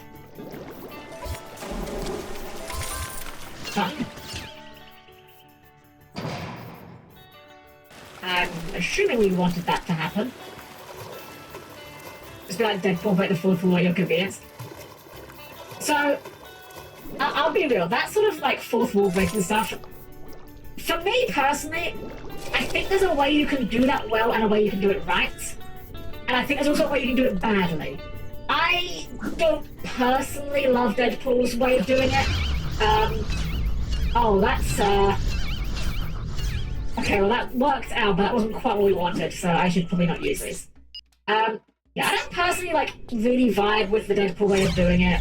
I understand why some people enjoy it, just not my personal cup of tea, but... I think I've kind of got a bit tired of, like, characters being meta about things. I think Undertale was kind of the one that did it, in my opinion, really well. And then, well, we all know how that sentence ends, right? Then the fan base ruined it for me. And it kind of put me off the whole meta angle these days, but... Don't get me wrong, I definitely see the appeal in it, just not my cup of tea at this point. It's part of why I didn't like Nier Automata as well, either, for that matter. Similar sort of thing, where it's like, oh, look how clever we are, we're being meta with the narrative. I'm like, yeah, I guess, but like, we don't have to be meta, guys. Like, it's you know, I don't know. It's a very much a me thing. I'm sure, like, some people still enjoy it, just... I'm a bit tired of it, personally. Taskmaster learned how to live and die perfectly. Didn't learn how to swim. I mean, to be fair, the swimming part is optional. You'll never grade on your swimming in the Olympics if you're doing diving. I remember Monty Python had a bit once of the Silly Olympics, which included, like, the 400-meter swim for non-swimmers, where they start the race, they all just dive into the pool and never come up again. Bit of a dark joke, but it made me laugh. Hey there! What? You know, you shouldn't sneak up on people like that. You're Pepper, aren't you? Yeah. Your sister's worried sick about you. Oh my gosh! Pippa, I forgot all about her. I got lost and thought up here with this beautiful scenery. I was supposed to meet her at the campsite ages ago. Well, you better get a move on. I'm out of here. Mate, there's been an accident on the dusty desert highway. Red's truck lost its load and cut off the traffic heading into Barramudgee. A young lady by the name of Colleen has gone into labour. Oh, okay, sure, just childbirth side quest, why not? ASAP. See what you can do. Okay, I mean, sure. I mean, it feels more like something that a group called Bush Rescue should be doing, I guess, so why not?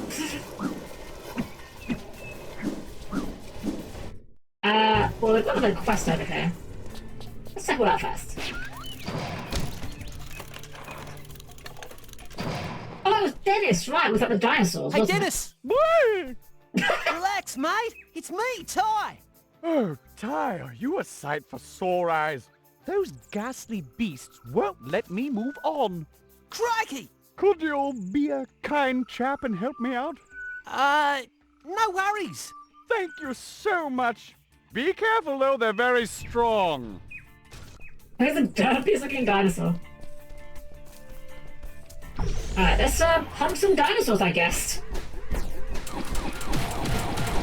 Wow, we're just punching dinosaurs to death. We're doing what the meteor started. Miss Gliss!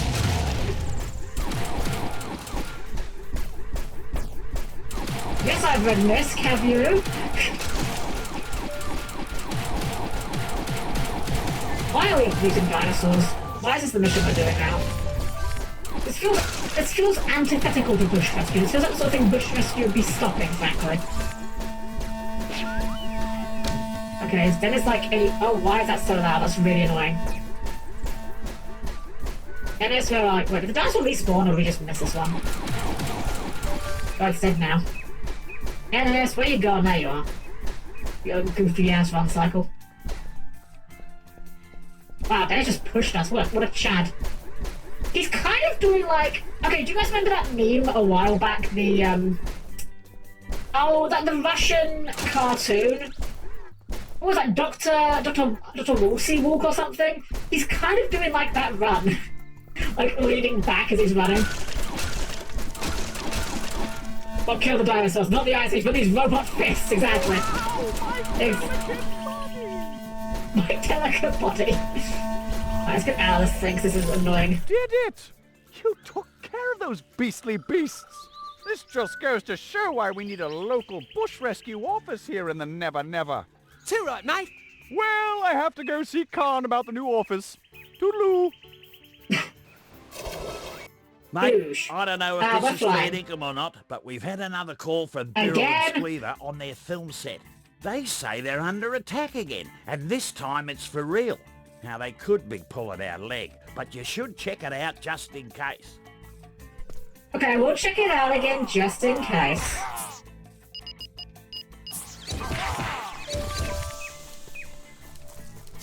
Oh, we didn't actually... didn't switch out mine, so there we go.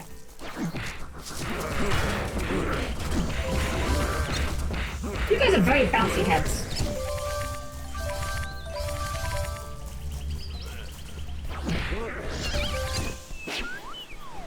Oh, an orb up there. I would like an orb. Go ahead and lash around here. Anyway, you played a really quick card motion. That takes ages. Get some momentum going. You know, this is no Spider-Man, but the lashing actually feels pretty good to use. Oh, that was weird, huh? I jumped off of it and it put me in the animation even though we weren't there. That's strange. Can we leave, like, the local area? I just want, like... Exit level, there we go. Yeah, that'll work. We'll just return to Barmudgy. Save us taking the walk out. Wait, is that a quest here? Oh, right, yeah, the spark plug. We'll do that then. Righto, mate. G'day, Ty. I've got that spark plug here for you. I need you to get it out of Dusty Burrows as fast as Shane the Speedy Sparrow.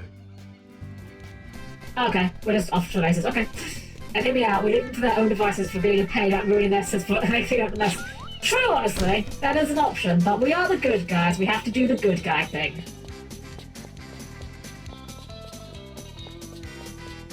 And I have no problem with being the good guy. I've said before, I don't really like games where you play as the bad guy. My power fantasy is being a hero, you know. I want to go around and be nice and help out the people, and that's just my power fantasy.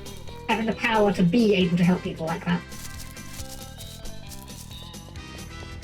It's why whenever I do like tabletop games, I almost always play like good aligned characters.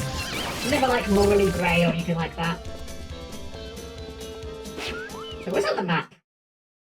Oh, it's a shop. Oh right, that was the woman's shop that has the maps. That's right, that's right. I remember now. So why is the spark plug on a timer? They don't expire. At least, I don't think they do. The spark plugs normally expire? I've never encountered that issue. We are dropping this onto the yellow one, or the orangey one. Okay.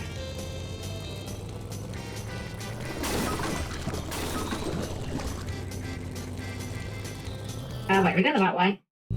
Not yet, but this way, we're going that way. Okay, we're back on track.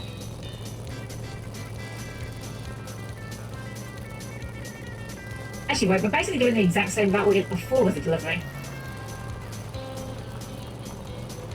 John Aspire, why do you think he had a spark plug? A tough thing to cook after all. I can't say I've tried. I'm not the best chef. Maybe I need to try a little bit harder, see if I can cook spark plugs up. I mean, I normally just have them raw, personally. It's never been a problem for me, but... right here, and then just follow it around.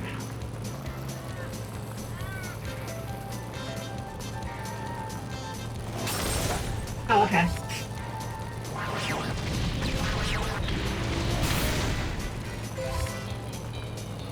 We don't need to dodge things, we'll just face tank it. We'll just play Bomb to the Face Simulator. This way.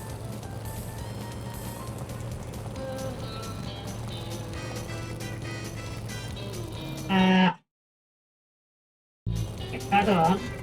Where's there a cast symbol here? Huh.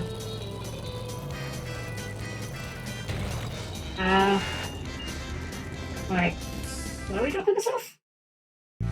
Okay, the other side of this, I think.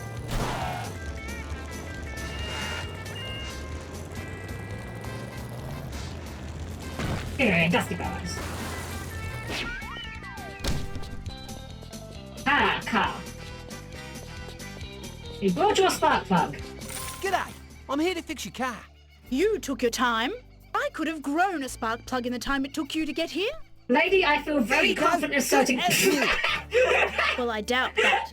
Anyway, at least I can get to borrow my now. You wouldn't want to miss your Whingers Anonymous meeting. I heard that. Mate, this is an emergency. Red was driving a prison truck to Currawong Jail when he hit a rock slide. He's trapped inside and the frill prisoners have escaped. And now they're trying to push the truck over the cliff edge. Hurry, Ty, hurry!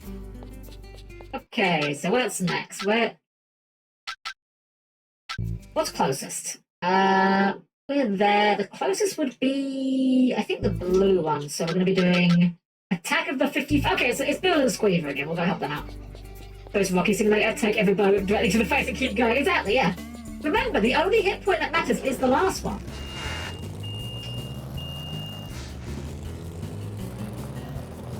As a platform protagonist, it doesn't matter whether Ty is at 100% health or if he's basically dead, he still operates at 100% efficiency. Could you imagine if that wasn't the case, actually? Could you imagine a platformer where your character gets worse at platforming the lower on health you are? That would be miserable, but also weirdly funny.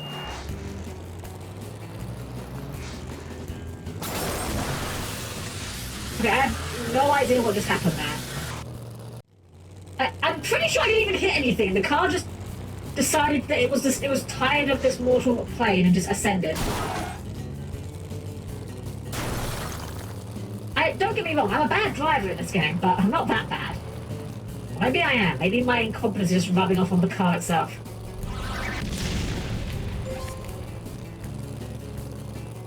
It'd be a very interesting take on a platformer. It would be interesting. I don't know if it would be fun.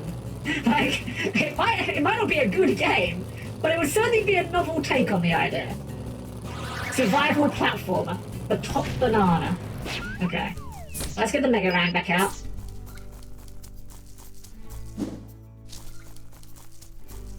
Those morons are ruining my movie. Get them off my set. Are you sure they're not just extras, like before? No way. We never seen these guys before. Oh, you have to help us. Let me think about it. Now look here, I hope I wasn't out of line with that orange bath mat remark earlier. What? Burl, we called him that after he left. Jeepers, we're sorry for getting mad at you, Ty. Will you please help us? Pretty please? Okay. You're okay in my books, buddy. Uh-oh. Here they come again. Remember, everyone, the moral of the story is, it doesn't matter how much of a jerk you are, as long as you say sorry later. Now, that's a terrible moral. Don't teach kids that. Don't be a jerk in the first place.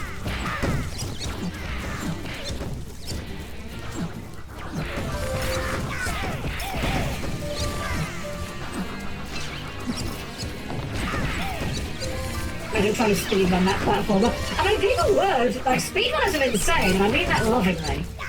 Like, have you guys ever seen, like, blindfolded speedruns? Like, that is wild to me. There are people out there that can complete Mario 64 completely blindfolded. Now, I know Mario 64 isn't the hardest platformer out there, it's a fairly easy one in fact, but completely blindfolded? I don't think there's a single game I could get even close to finishing blindfolded. Maybe FF14? If I wasn't playing as a healer and someone else was.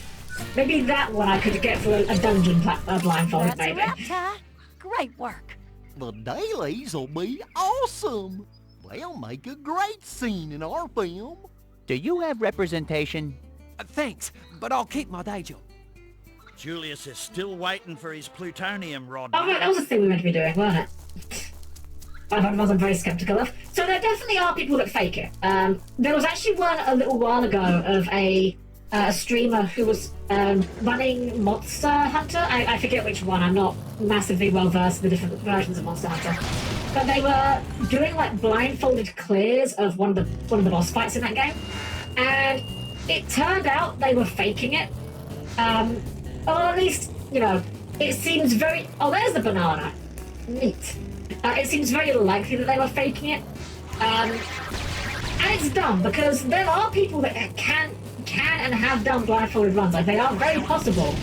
They often involve using strategies that are not necessarily that good in real time, but that are consistent enough that you can reproduce them in blindfolded environments.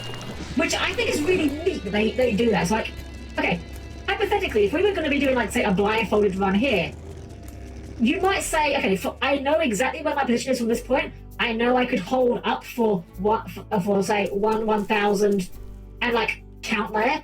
I now know I'm in a position where I can push the button towards the guy. I've got For example, you know. plutonium rod here. It's got an extremely short half-life, so hurry on over to Julius's lab. Oh, God, hello, welcome in, welcome. We're delivering plutonium. Yay! This is the purple one. Okay, yeah, we're just going back to biology. Right, we can't go through it, we have to go away. I don't think we can actually go through this way. There's a wall here that goes away. Because we went to Sly's shop before, and there was a barricade there, so we have to go around the long way.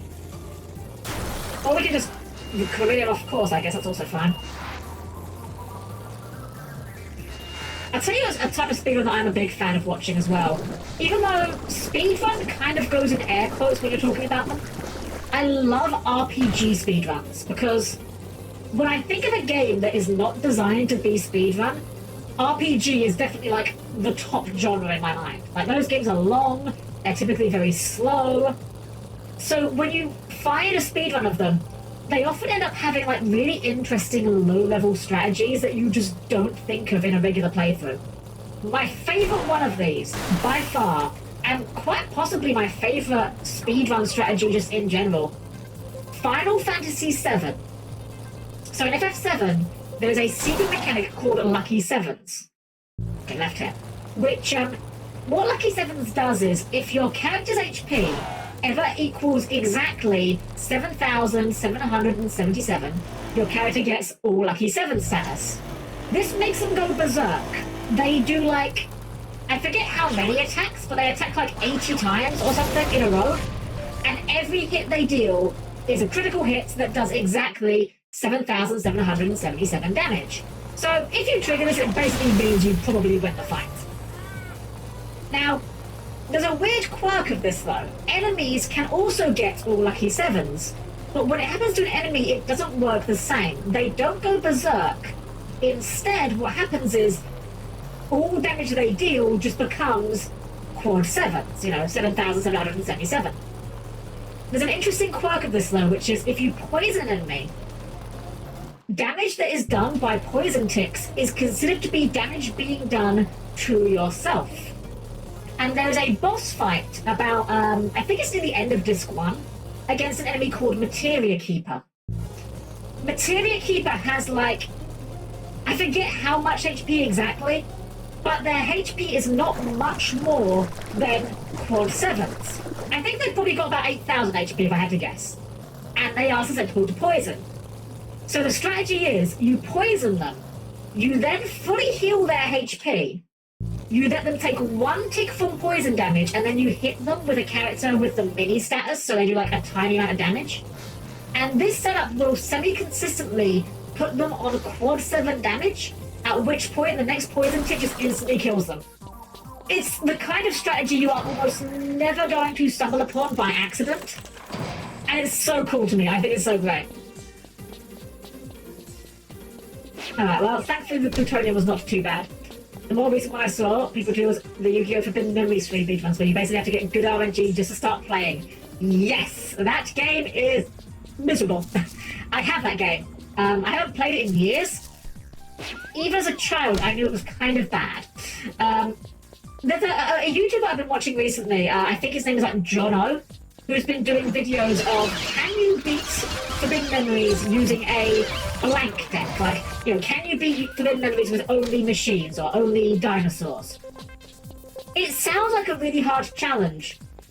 And don't get me wrong, the videos are still entertaining, but he kind of cheats a little bit. Like, obviously he needs to cheat to set up the initial deck, to get all dinosaurs or whatever. But he also gives himself 3 Raigeki and 3 Dark Hole. I've been expecting you. Have you got my plutonium rod? Yep, here it is. Excellent. When I combine this with my neutron reel, radium hook, and gamma tackle, I will have the most technologically advanced fishing rod ever. Fishing rod. Those rotten marlin will think twice before poking Wait, no, in the wait, bottom. we're talking actually fishing. The dusty Okay. desert highway's still blocked, mate, and Colleen is ready to have her baby. Oh yeah, we We should really have help to with clear that. the road so she can make it to the hospital on time. We probably should help with that. Again, can be torturous for speedrunning. Honestly, Forbidden Memories can be torturous for playing casually. Like, if you don't, like, give yourself some sort of advantage to get a playable deck early, the deck they can give you is just awful. I don't even think it... Actually, does it have Frog the Jam? I actually don't know. I don't know if Forbidden Memories has Frog the Jam. I don't think it does, but I could be wrong. Hello, Toy. I need to check this though, because if it does, that means there's a 3D model of Frog the Jam, and I need that in my life. Wait, if there's a 3D model of Frog the Jam, that means someone could 3D print Frog the Jam. I need this in my life. Best field center ever, 3D printed Frog the Jam. If nothing else, Forbidden Memories is just one of the funniest words ends of speed with one speed game. Exodia at the end of the run. Exodia is literally always funny. Like, oh, no, okay, no, I will rewind that slightly. Exodia out of nowhere is always funny. If you're doing like, you know, what's the word? Like Exodia FTK, well, okay, that's not funny. That's just kind of boring. But unexpected Exodia will never stop being funny. I mean, even when it is expected, I mean, everyone loved it when Jeff got his Exodia win. When was that now? That was... I forget what YSS that was now, but yeah. Okay, I think we have to actually... I want to go at a Slice Rang... Actually, what's the red one? Yeah, I'm going to go to the Slice Rang shop, because we've got quite a lot of money. We'll spend some of that, and if we have to go around for the orange one afterwards, we'll just do the red one, because it's right there. Right, AI didn't know had it available. Right, yeah, because the AI of Forbidden Memories is not very good, so it doesn't know to play around a win condition like Exodia. It's very funny. Although, there's a very weird way that the game cheats in that game. From what I understand, in the high, I say the high level, like the end of the game, the difficult opponents of that game, they have a bigger hand than the game displays. So like, it will show them having like 5 cards in hand, but actually they've drawn half their deck. Which, I mean, I guess that's one way to give them an advantage, sure. You know, just literally max C in the opener. Okay, that's the objective one. That's where's Sly's thing? Over here. Is that path still blocked off? Okay, it's not blocked off anymore. I guess maybe we unblocked it when we did the boss fight. We'll take it. The final 6, half of them see your face down cards as well. Yeah, there you go, yeah, exactly. Literally Pegasus. LMG, hello, welcome in. Good evening. Welcome, welcome. Well, that's a lot quicker. Hey, bro, what can I do Alright, for you? so what can we buy? Thunderang. Okay, we can get... Actually, we get both You the bought a Thunderang beauty and the there, Boomerang. bro. Catch it, bro. Oops. I was listening to it, it's going, wow, we're having a lot of fun with it. I'm really digging this game. Like, I knew that this game wasn't a bad game, but my memory of this game was that the first game was better. I'm actually coming around to thinking this one's probably better. It's just a mini game. Like, even the kart racing, You it's again. not So great. you ready to race karts? But it's fine. See you, It's bud. not offensive. Mr. Black, hello, welcome, welcome. Ah, that's loud. The audio balance is a bit off, I'll give it that though. I'm winning! Okay, I can see a shortcut up ahead. Try and catch that. Beauty.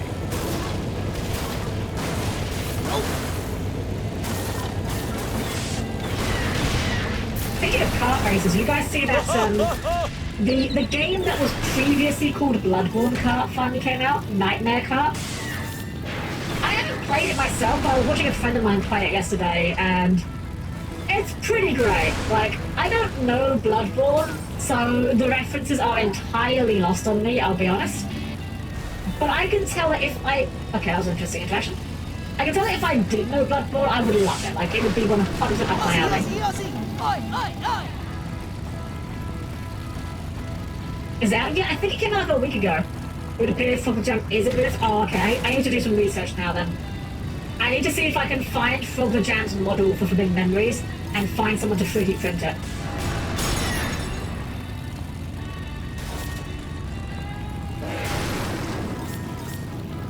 Because, I mean, can you think of a better token to give your opponent than Frogger Jam?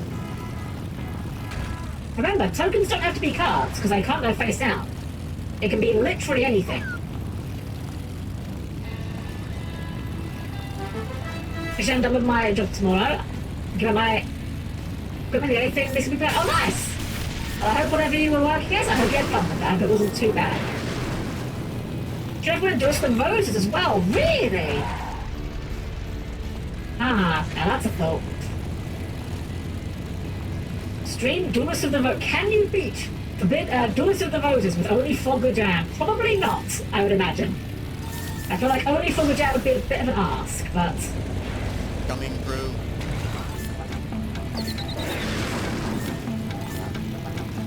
Thankfully, the AI does not know how shortcuts work, so we win.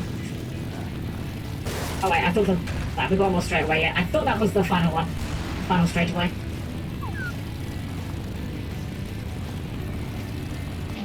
You know, I did rag on these cart sections earlier in the game, but like, they're really not that bad.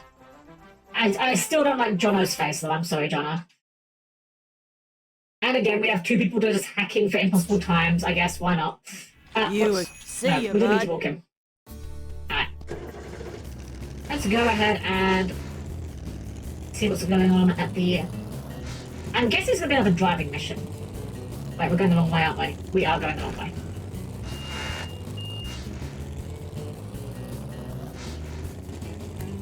I was going to help this woman deliver her baby, because she's been waiting very patiently, which is, more than most women can in that situation, I'll just say that. There's a giant pineapple over there. SpongeBob confirmed for Thai Universe? Why is it? It's literally just called the Ginormous... Alright, sure. I can tell they had a lot of fun just putting things in this environment, just like, yeah, it's just gonna be called the Ginormous Pineapple. Can you move me truck to safety, mate? Oh. Oh, this is a much slower one. We left? How we left? And it just explodes when you put it down.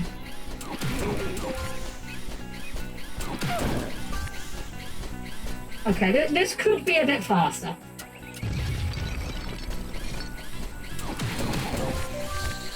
I get that they're trying to convey the big stompy mech, which I do appreciate. I do like some stompy mechs. Wow, we got yoded there for a moment. Hitbox was too small to hit.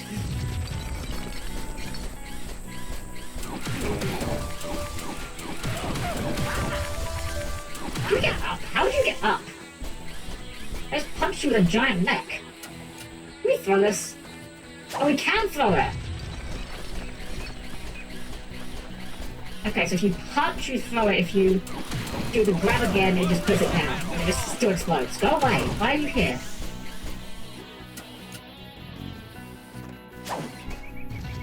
It's not much of a throw, admittedly. It's kind of the concept of a throw, I guess.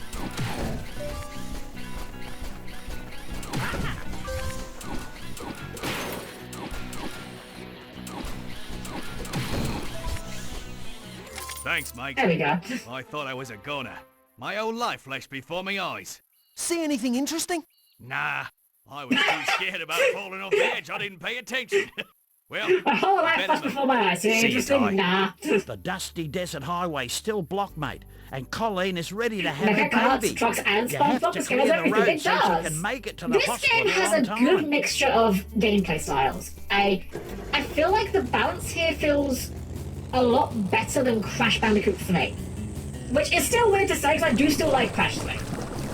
It's the worst Crash Bandicoot PS1 game, but that doesn't make it a bad game. Like, saying it's the worst PS1 game, Crash Bandicoot PS1 game, is like saying that, I don't know, I'm trying for an analogy all of a sudden. It's like saying that, say, Warrior is the worst tank in FF14, which is just a lie, but, you know, all the tanks in that game are just as good as each other. Like, being the worst one is not an insult. It's a semi-open world feel, which is nice. It does. Race carts. It's a really good one, because if it was pure open world, I would not like it. But it's kind of like, as you say, semi-open world. See ya, You bud. get to do a bit of exploration, but you're not just like plonked in a big sandbox and told to look for the adventure. That's what puts me off with open world games. I hate the lack of direction.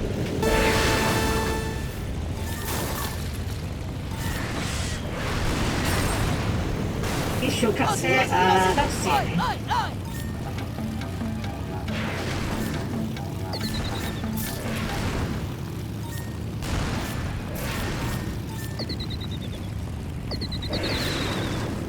Oh, that's a bit scary. I wonder if you can fail that jump.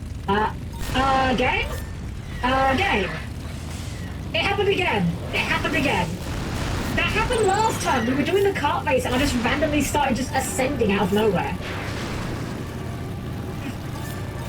At least this time we didn't leave the boundary of the map, but that was very close. Stupid mammal! You know, why are we racing cars with Boss Cass?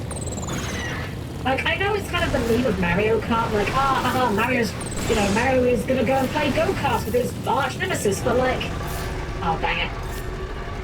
But like, it's a bit different with Boss Cass, like, okay. Eat my dust. Alright, we might not win this one.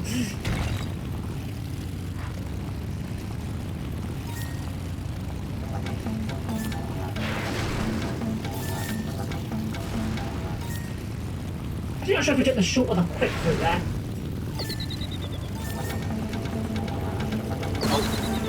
Okay, never mind, we're back in first. Cautious mom!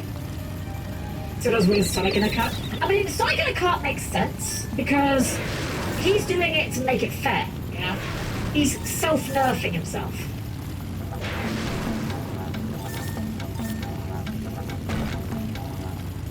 This is more Diddy Kong Racing than Mario Kart. Diddy Kong Racing is great, but for my book, the best kart racer will forever be Crash Team Racing. Don't get me wrong, Diddy Kong Racing is very good. Crash Team Racing, though, a little bit better. Hey, we got an achievement. We finished first in all races. Well, that's the last of our kart racing adventures, I guess. And you know what? That was fine. They did not overstay their welcome. There was exactly enough there for a bit of gameplay variety, but not so many that I got bored of them and was just like, oh, another one of these. That was exactly enough, I would say. That's really wonder if we're near the end of the game, though. Oh, yeah, here's the, Right, the road's kind of a bit messed up here. I don't know why these are all... Oh, wait, there's a load of bunyip there. Relax. Everything'll be okay. Just take some deep breaths. Deep breaths. Okay. G'day! Ty, mate. Glad you made it. Can you clear the road so we can get Colleen here to the hospital? No worries. You'll need to load those boxes of didgeridoo donuts back onto Didgeridoo me truck. donuts. That should give us enough room to move me truck off the road. 8 minutes? Wait, how long is this meant to be? Well, I guess we are using this really slow thing, but like... 8 minutes seems excessive. I wasn't concerned until I saw 8 minutes as a time limit. That seems... Oh, this thing is slow when it carries. Oh no. Let's go to like the furthest one first, I guess.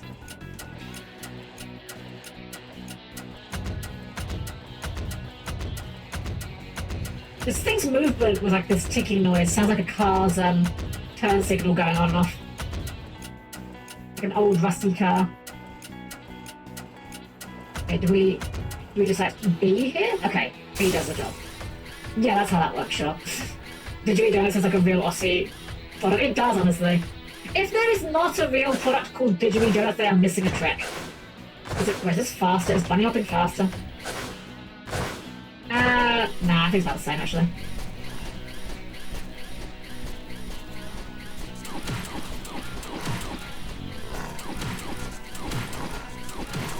It still takes a while to kill these guys even.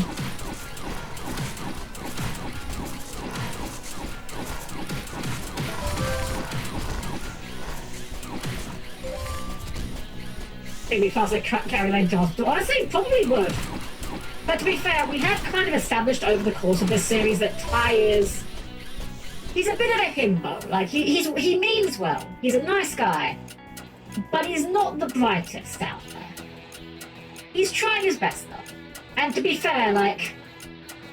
If he didn't, then everyone here would be in trouble.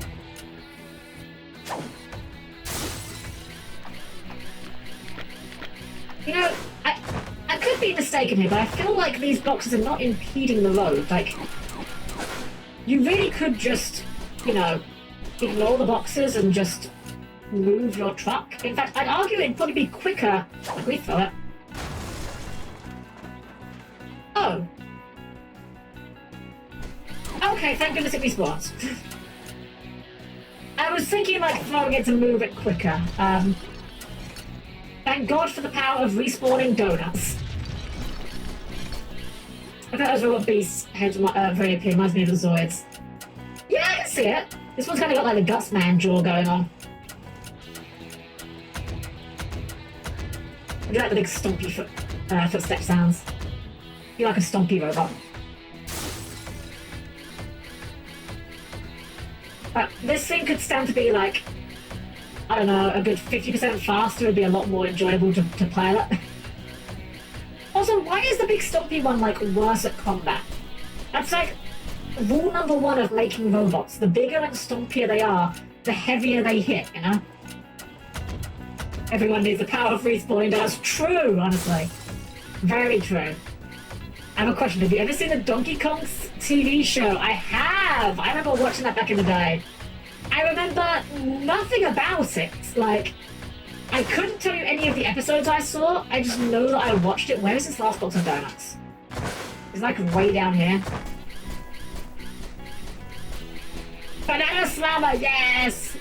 It's so funny. I remember watching it because it was Donkey Kong. But here's the funny thing. I had never played Donkey Kong. Like, I think the first Donkey Kong game I played was one of the Game Boy games years later. But I knew that Donkey Kong was a video game.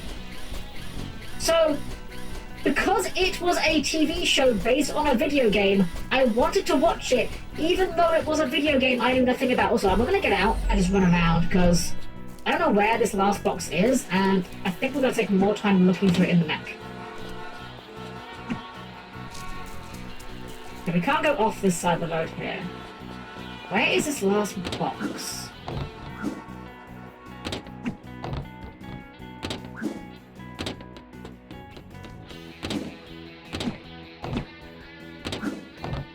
Ah, in front of the truck somehow? Where is this last box of donuts? That's a new sentence. Am I just done? Feel free to shout if you happen to see a box of donuts as we're running around here, by the way. Oh, that was quite spectacular. How is this big yellow box of donuts so hard to find? Wait, you saw them where? Okay, let me be more precise. Tell me if you see a big yellow box of donuts apart from the ones loaded on the truck. Before you troll me with that. I know how to write problem-solving card text. I know how to prevent these issues. Although I don't know where this... I really cannot see this... Am I this dumb? How is this so hard to find? Why is this so hard? This feels like this really shouldn't be even close to this hard. Asmat Bros, hello, welcome, welcome. We're trying to find giant boxes of donuts that I'm apparently too dumb to find. Where the heck is this? Is it behind this? I can't even go behind this. Hold on. The game actually not actually respawn the bomb with broken move the other? There's no shot that's the case, right? There's no shot that's what happened. I mean, is the game bugged, perhaps? I guess we could just, like, restart it and...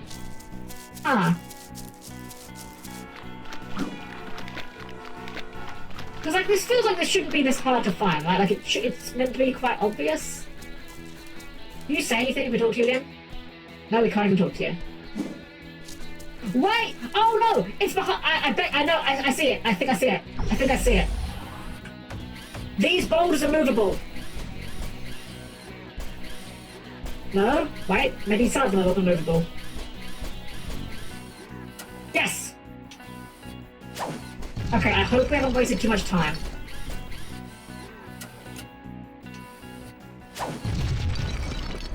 That is really slippery, like they look just like a wall. Is everyone doing good? Have you had a good one yourself? Yeah, they are. Okay. Can we get... I think we've got enough time. This thing's really slow, but I think we've got just enough time to do this.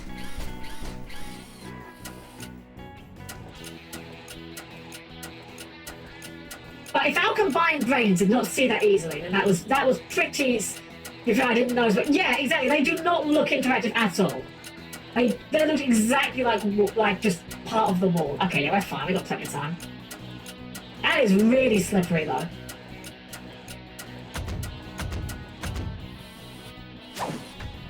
There we go. Thanks, Ty. I better move me rig so we can get this show on the road. Good luck, Colleen. Ty, mate. Julius has just finished decoding that data nut that you got from Fluffy. Data nut. He wants to see you straight away. Why is it a nut? And the game definitely those boulders tricked me. Yeah, that was a really sneaky little design. Okay, so we'll do firefight, then we'll go see Julius. I'm telling you, the convoy derailed, sending 5,000 tons all over the area. One of them went flying over 5 giant boulders and landed safely. Okay. I'm gonna try and do as much mental gymnastics as I can. The only way that it makes sense in my mind is... Wait, we're going the wrong way. We're going the wrong way. Maybe the impact of the truck made like a landslide. Like maybe it shook the earth enough that those boulders just fell loose. That's the only explanation that I can think of that makes any kind of sense. Also, that is one sturdy bus stop there. I'm assuming it's a bus stop, I don't know what it is. Could just move the truck out of the way first, get the cargo there. That's what I was thinking, yeah, like... It seems like a very solvable issue to me, frankly. I'm also pretty sure that there's actually, like, laws about trucks losing cargo. Like, they can be insured about them. I might be completely wrong on that, but I swear I've heard stories of, like, a truck overturning, spilling a load of whatever, and people can just, like, take it. And it's just kind of like, whatever, it's like, the truck's insured against that sort of thing.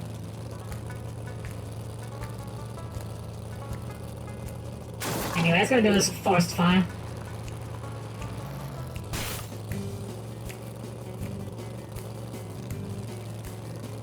I gotta say, this game's got a nice soundtrack as well. Like, it's not... They're not like bangers. But like... Well, this is, yeah, maybe we have to buy anything from Sly. Like, I wouldn't say this game's soundtrack are like all bangers, but like... It's the sort of music that it's perfect for the job it's trying to do. It's the kind of music you can just have on in the background while you're doing anything, and it just adds to the experience without getting in the way of it. Very chill, yeah, exactly. That's a good word for it, chill. You could never make a lo-fi mix of this game soundtrack, because like the game's so chill it would be just nothing. Good day, Vader Ken. The years have not been kind to you, so why are you so wall-eyed? I swear his model in the first game was not this bad. Ty, mate. Not a moment too soon. Some spot fires have broken out around the place. We have to douse the flames from the air before... Look at him, his eyes like... He's looking at 2 different walls. You got a chopper full of fuel and your bucket full of water. Okay. I just need to make you all aware of something.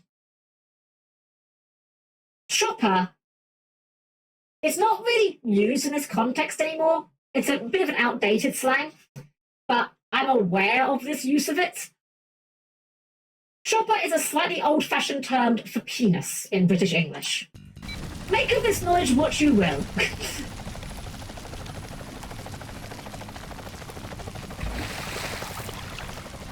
Alright, so I guess we just kind of find the fire that was dumped. Do we dump it manually or does it do it automatically? Okay, it does it automatically. This is kind of a neat idea though, like showing how, you know, you do get like helicopters fighting fires like this. Like it's kind of a neat way of showing this sort of thing off. I gotta say, like, although the helicopter gameplay is like aggressively okay, it is kind of neat that they've found different ways to repurpose it. You know, like the sub is basically just a helicopter again. We've had repairing roads, we've had putting out fires. Like, it's neat that they've found a lot of different ways to use this gameplay style. It might not be the best gameplay style in the game. I'd argue it's possibly one of the worst, but it's like okay. We have to contain the fire, sir. Yes. Oh, whoops. Yeah, we probably shouldn't fly into that. It's some most just pisses it. Yeah, exactly, yeah. It's very funny when I hear that. Again, it's a very outdated slang term here. It's not really something most people these days use, but it's one I am aware of. I'm going to get to the peaks. Yeah, yeah. That does make it hit a bit differently. Then again, I'm sure that there's a doujinshi like that. Just a few more fires to go. I'm sure that someone out there, somewhere, has written Arnold Schwarzenegger yaoi. It has to exist. By the rule of the internet, it has to exist. Bonza tie. You saved Greenwood Forest from ending up like a Sunday barbie at Maury's place. I heard that. And I have more just comments from off screen, it's not even here. Alright, let's go ahead and go see Julius then. See what he's discovered from this data nut.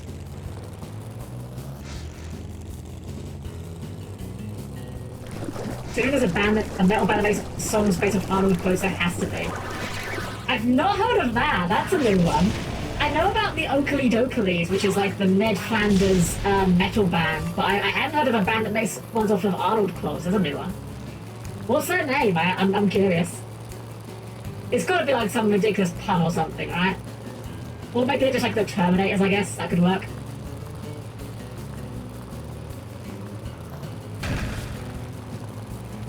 One of my favourite names for a band, actually.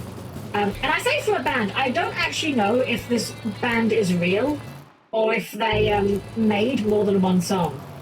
But there was a remix of the Zero Wing, All Your Bass Are Belong to Us, that did the rounds on the internet many years ago. And if you know the meme I'm talking about, if you know the All Your Bass meme, you've probably heard it. Like, that might even be how you know the reference, right? That was done by a... Now, I happened to have this downloaded at one point, because I listened to a lot of weird and wonderful meme songs unironically. For a while, I had that on, like, my MP3 player back in the day. And the download for it credited the song to a group called The Laziest Men on Mars, which I think is a fantastic band name. Austrian Death Machine. Okay, that's a good one. That's another good one. That's a good name for it. Yeah, I always thought like Laziest Men on Mars, which is a very fun band name. It'd make a good stand name as well. I don't know what it would do, but it'd be a fun one. Malphas! Thank you for the raid! Welcome in, raiders! Give me a shout, of course, Malphas. We're doing some Tyler Tasmanian Tiger tonight. We're just going to investigate this quote-unquote data nut that we've been sent to investigate. Hope you had fun with your stream, though. Welcome in. Welcome, welcome. If you need to go and do the usual post-stream care, I totally understand, but thank you for the raid and thank you for trusting me with your community. It's the best game so much as a kid. I'm having a blast with it. I played this years ago, and we did the first game on the channel. And my memory was that I didn't like this one as much as the first, but I've pleasantly surprised myself. I'm actually really enjoying this one even more than the first. I have never played the third one, I do own the third one because I got this as like a bundle. I've heard mixed things about it. I'm going to try and go into that one as open-minded as possible, but I've heard some interesting things about it. I'll just say that. Oh dear. This data nut contains some rather disturbing information. Disturbing Boss nuts? Hess has been building a diabolical machine. A machine capable That's a of Professor sucking the Layton game, isn't it? warm-bloodedness Professor Layton and the out of mammals diabolical and box. transferring it into reptiles. Crikey! Oh yes, because being warm-blooded makes you buff as hell, apparently. These warm-blooded uber lizards are bigger, stronger, and faster. I like how they gave him a little, He's like, making little an woolly coat. unstoppable army so he can take over southern rivers and eventually the world. Struth! But isn't Cass gonna need a lot of us mammals to make an army that big? Exactly. Which is why we need to move fast. What the? Our Mudgee is under attack. Well, we kind of tempted fate there, but at least we've got all these explosive boxes around the place. Damn, we just got a quadra kill. Let's use our lava rank. Does it actually kill you or just stun you? Oh man, we've got an infinite on this guy. Okay, it does kill them, just takes a very long time. I don't believe it. Cass has kidnapped the entire town. Look, he left a note. What does it say? Dear Ty. There's still time to save him, mate. Go on, get cracking. I was traveling with a wizard, and our goal was to discover the greatest name for a metal band ever. After some adventures, I managed to piss off and get killed by being torn apart by giants, and after being brought back, I was like, well, there we go. Torn apart by giants, that's pretty metal. And the wizard was like, well, while the visual effect itself is metal AF, torn apart by giants sounds more like a prog rock band that talks about political injustices. And sadly, I had to agree. Funnily enough, okay. I had a dream the other night, and you know how when you're in a dream, you have like these weird logic loops that just make perfect sense to you at the time, even though they're completely insane? Okay, I have to go off on a little tangent here before we make any progress, because this was really, like, this dream made me laugh when I thought about it. So, I was in London, I was in the middle of London, I was in a cab, I was in a taxi cab. Now, some of you guys may or may not know, in London we have bridges that lift to allow boats to go through them. So, much like how you've got this crazy ramp here, you know, those boats, the bridge will lift up to be like, you know, effectively a very vertical ramp. I'm in the cab. For some reason, my cab driver is Farfa, the Yu-Gi-Oh! YouTuber. Right? I don't know why Farfa is my cab driver. I don't know why I'm not questioning the fact that Farfa is my cab driver. We're going towards a bridge that is upright like this. And I'm like, I think we should wait for the bridge to go back down. And Farfa's like, no, it's fine. He drives towards this bridge. Bear in mind, like, it is basically like this level of ramp. Like, you are not going to ramp off of a bridge like this in a car. But because it's a dream, it works. We go off the bridge, we ramp over it, we land on the other side, and we're perfectly fine. And he's like, see, I told you. I'm like, okay, I guess we're wrong. We go a bit further, we immediately find a second bridge. Oh my gosh, Sane, welcome in! Sane Nakamura, thank you for the raid! Welcome in, raiders. Give you a shout out, of course, you guys. Thank you so much. I was just talking about this wacky dream I had. Oh my god, let me shut you out. Lovely to see you guys. Have a wonderful evening.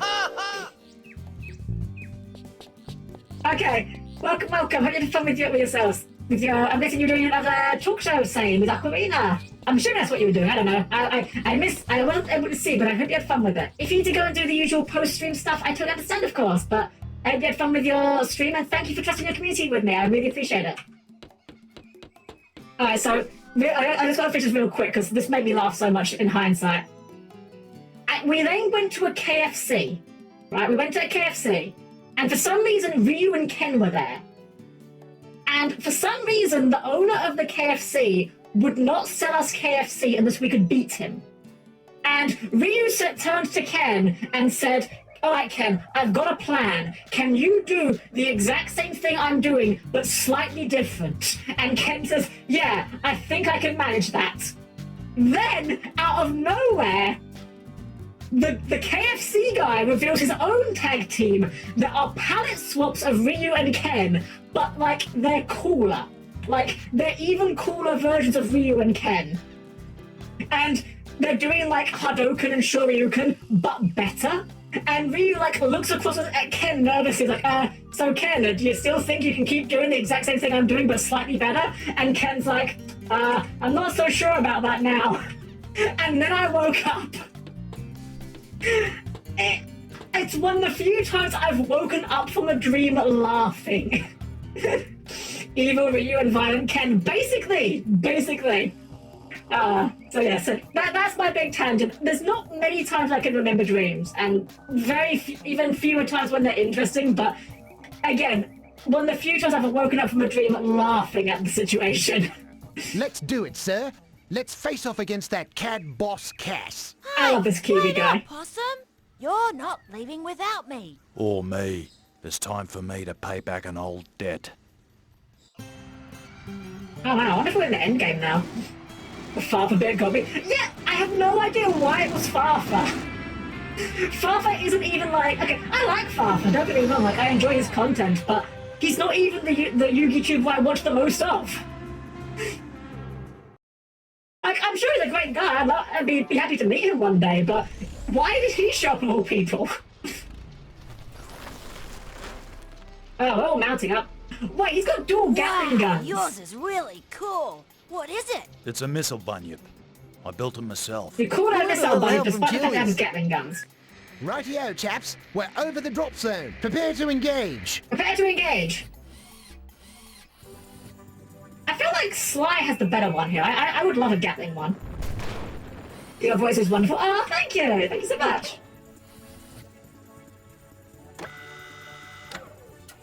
Okay, yeah, he's got the best one so far. Wait. We got the edgy paint job. Is that a shadow bunyip? Sounds like you've got bunyip envy, Sly. Don't worry. I like yours too. Look out! Incoming! Is that joke low-key implying that Sly is cucking his own brother? Is this just like... Oh wait, I've got lasers! Oh, excellent, we have laser guns now.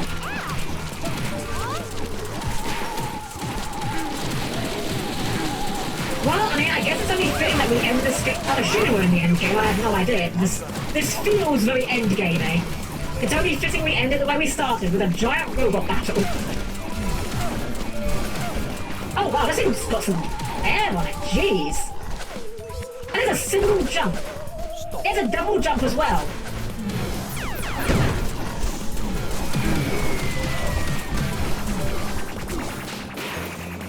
Can we stop getting summoned? Wow, we got summoned by lasers, that's embarrassing. Can we shoot these down? Or punch them down? Doesn't look like we can.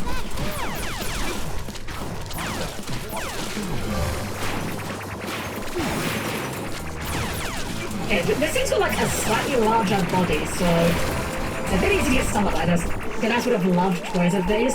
Oh yeah, that's really great. I wonder if that was the idea. I wonder if like part of well, I'm not saying the whole reason, but I wonder if part of the intent was let's put cool robots in our game so we can make toys of them. I don't know. I don't know if the Thai one did amazingly. I don't know if it did. I'm curious now if it actually got any much. Now I'm wondering. But yeah, like, toys of these things, I would have been all over these as a kid.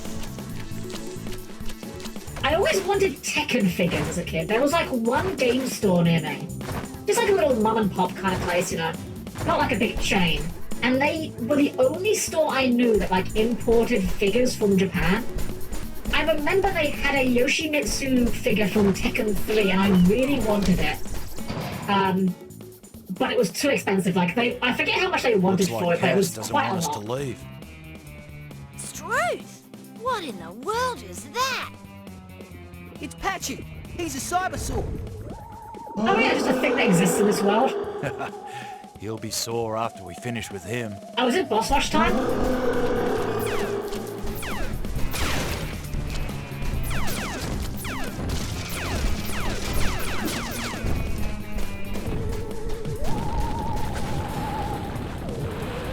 Oh, and it has a hover as well. Neat. No wonder. It's got a charge attack! It's got a charge attack that moves you in place. I saw the meter, I was like, what purpose does this meter have? If it's not, because it wasn't filling up when we're firing.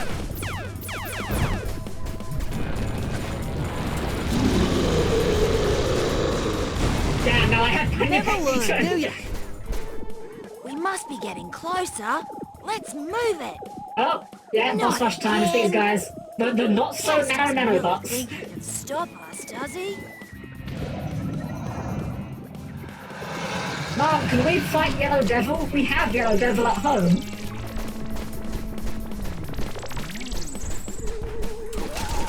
I do like that you just punch the hell out of trees.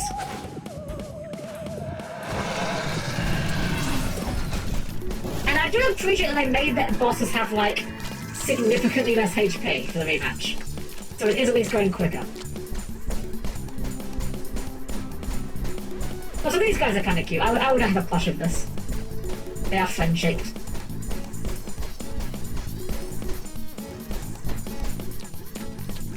Anytime you want to start the next cycle, lads. Any second now. Okay.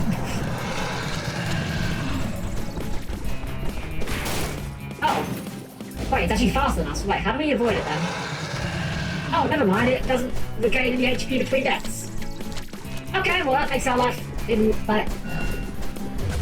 That makes victory basically an eventuality. Okay. That's fine, I guess. Oh, we literally two-shot it. To be fair though, again, that's a good way of doing a boss rush. If you're gonna recycle content, at least make it go quicker the second time. Oh, I just evaporated them. They're dead. Yeah, they're just gone. We just killed them. What things to do with you guys? Ah, awkward angle.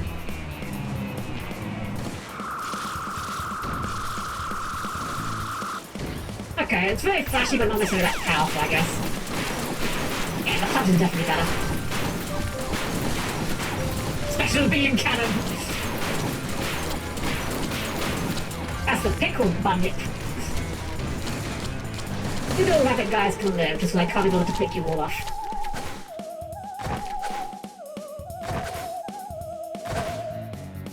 I still love how they're all piloting these things with like handlebars. Like they're just souped up motorbikes.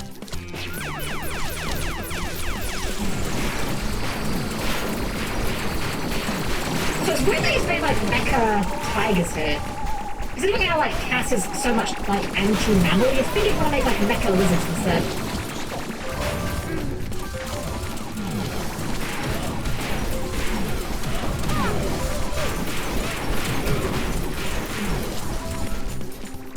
No, I wonder if originally...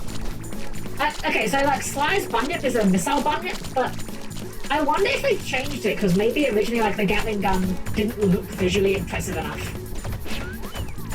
Because I've seen him firing missiles while we're doing the sequence.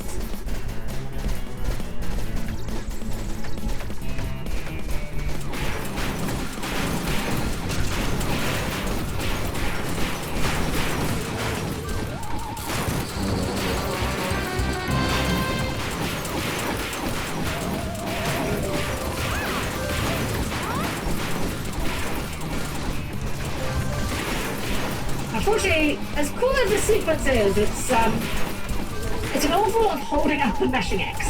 It's very cool. It is very cool. I think these guys could be a little bit less tanky potentially, but it's fine.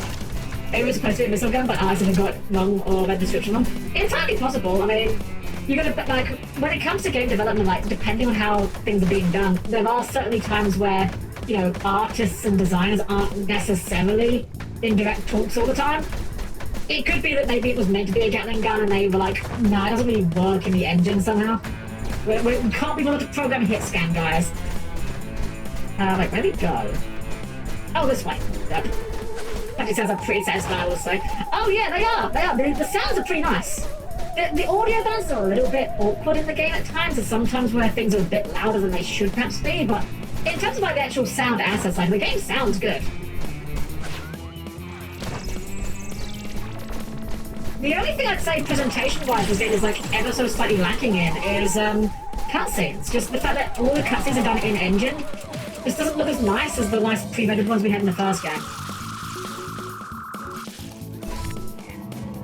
So let's shoot you in the lava. Bye-bye. Later, nerds. Oh, you guys just lost your buttons. See if you can free the Baramachi townies. I'm going after Cass. No worries. What is it, Shazza? Be careful. Okay, Possum? I'll be right. Hey, Shazza! No offense to Sly's voice actor, but it's very like funny hearing someone say "no worries" in an edgy tone. I'm just imagining reading the script, like stage direction, angsty, no worries. Was it fun boss time?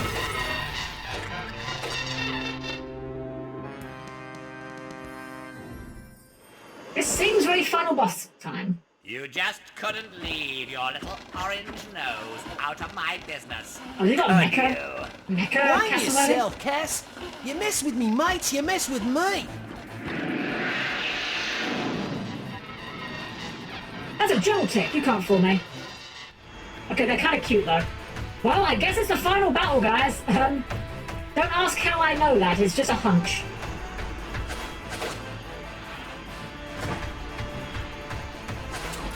I'm wondering, we aim for Cass? I assume I aim for Cass. We just like laser him? Right. I was moving then. Oh, I can just punch these guys. Hold on. Okay, I'm not... Okay, that was weird. I wasn't moving before. I'm not quite sure I'm understanding the assignment just yet. We'll figure it out. Can we get in from here? Okay, we can just jump and punch him. And now he's glowing green.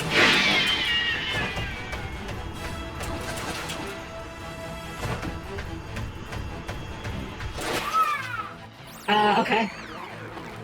I guess that counts as a hit.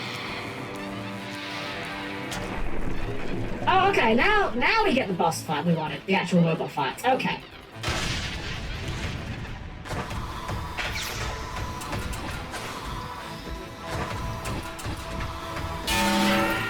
Okay, shockwave. Oh, dang it. No, we die! Oh well. Good thing death has no consequence because you just checkpoint the boss, I guess.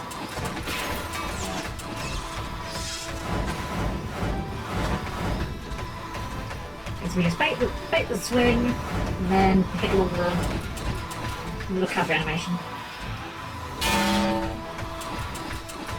Out from the side or behind, I guess. Okay.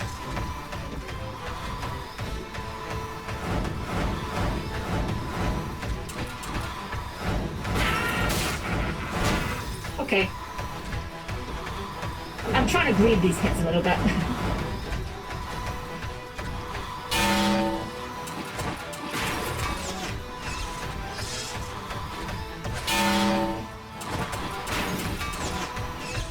Oh, you're fine, I'm jumping in a sec. Okay, hold on. Pause. Allow. There we go. Silly auto mod. But is not a bad term. Oh. Damn. Got him.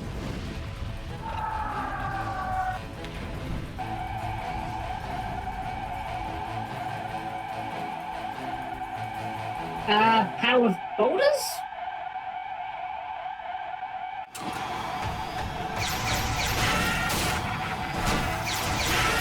Oh, okay.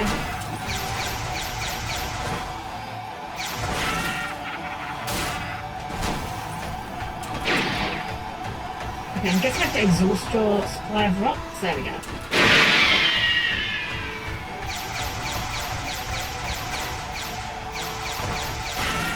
It's actually like hard to dodge these. I'm not sure if he's like leading them or I'm just stupid or a bit of both.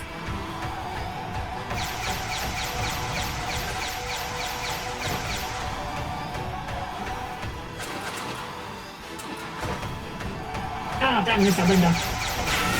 Ah, man. It's so hard to see, like, to read the trajectory of them because they're so glowy compared to the background.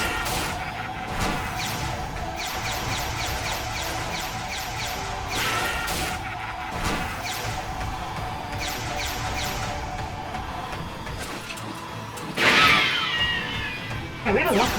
Oh, look, we've got a laser gun. Right, I should probably use that. Oh, wait, we can just hover. They don't... Right, they don't have... Right, they have gravity on them. If we hover, they'll just whiff beneath us. Okay, okay. I see the strategy now. Never mind. I'm done. I'm a dum-dum. I just bully this literal bird.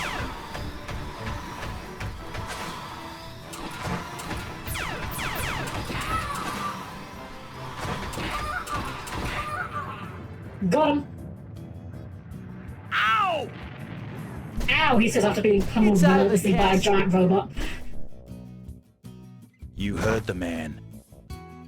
Hey, hey, hey, it was all a bit of fun. I hope I wasn't out of line with that crack about turning your friends into ice cubes. I tell you what, I'll make you a deal. How about you join my team, huh? I could use a couple of good men. Easy work, good money, and nice jackets. Fat chance, I do like a Cat. nice jacket, though. We're taking you in. Oh, it's just not fair. Most unfortunate. Oh yeah, you a cat that existed.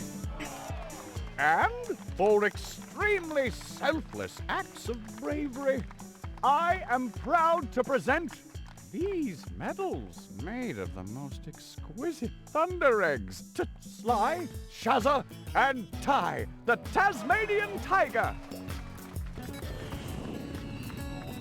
We did it! We won!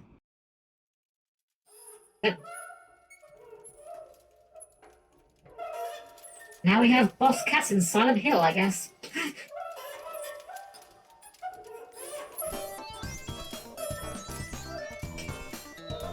I know he's just in prison, but like, the environment is really at odds with the rest of the game. Who's up, boys?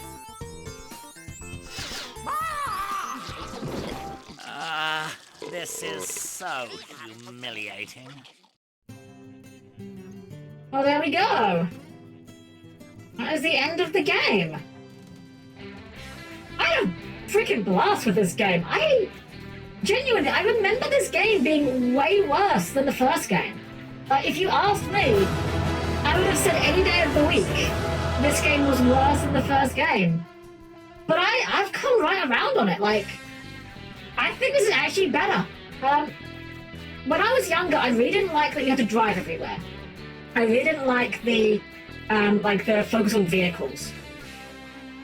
And I don't think that younger me was necessarily wrong to have that opinion.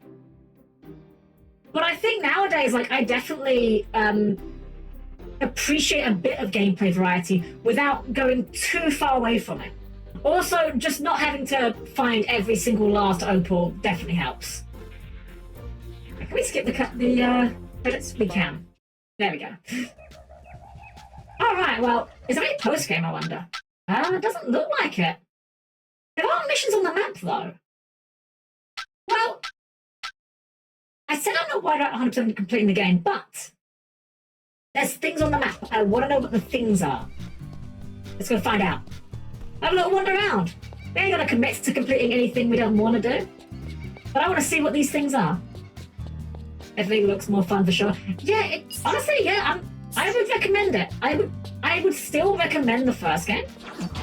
But like, this is a game I think I would recommend someone who likes the genre.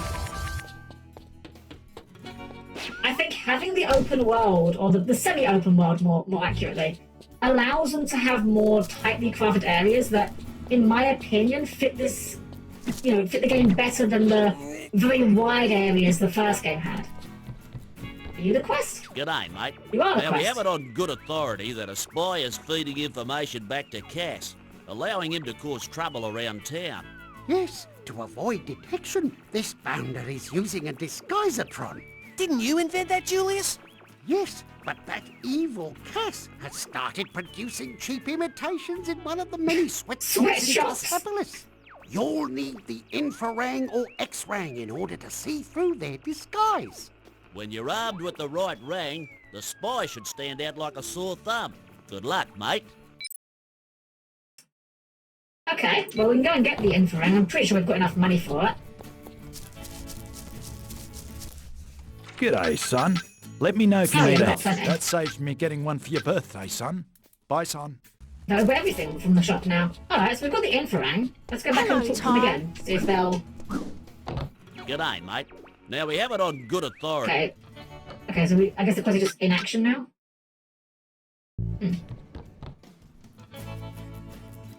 Oh, wait! I think I remember what this is now! Okay, I don't... If I remember correctly, I remember now. These worker guys, we've been seeing them all over the game, right? And I believe these worker guys, one of them is the spy. Case in point. Here we go. It's a frill disguised as a koala. And I believe there's like a whole bunch of these throughout the whole game. It's like a big thing where it's essentially like another collectible, You've got to find all the hidden spies. You got anything for Good that? work, mate. There we go. You caught the spy red-handed. We'll be taking this fellow in for questioning. Hopefully we'll get some inside info on what Cass has been up to. Yeah, so I think there is like a reward for getting all of them, but we're not, again, that's kind of falling under the realm of collectathon aspect, which, don't get me wrong, if I replayed this game off stream, I definitely could see myself doing that. Like, I am enjoying this game enough that I could definitely see myself 100%ing it in my own time. I think for stream purposes, I don't think it would be a great idea because we'll be doing a lot of backtracking, but yeah, I would be willing to 100% this game on my own time for sure. But let's go and see what the other missions we haven't done are and see if we can get those done. I don't think the spies count as a mission. I think they're just a collectible. It's a really cool idea, honestly, for a collectible. Because that's what it was. The woman who had the maps. I believe one of her maps shows you where the spies are. Yikes! Oh my goodness! And they got a bail from the post-game corner. Sorry, no, mate. of course I don't, Jim. Have a wonderful you're night. Thank Dennis's you for being nephew, here, aren't you? and take care of yourself. Yes, I am. People call me Clarence. So, what are you doing all the way up here by yourself, Clary? I'm on a dare to enter the grounds of Gruesome Bottom Manor. Gruesome Bottom Manor. The famous Burramudgee haunted mansion. Haunted? You don't believe in ghosts, do you? I feel like haunted mansions have fallen out of style. My best friends are ghosts. They're quite friendly, actually. But there's one ghost who's really mean and won't let me in. One ghost, Tell yeah. you what, mate. I'll go and see if I can sort him out for you. Would you? Definitely not a guy in a bed sheet. Alright, where's the guy in the bed sheet?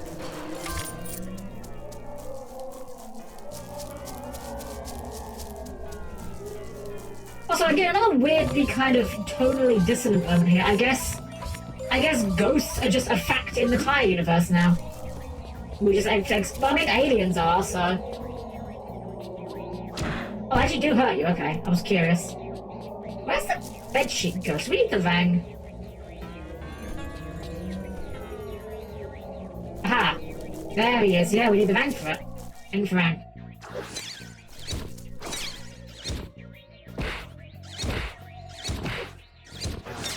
There we go. Got him. Is that the only one? I'm assuming so.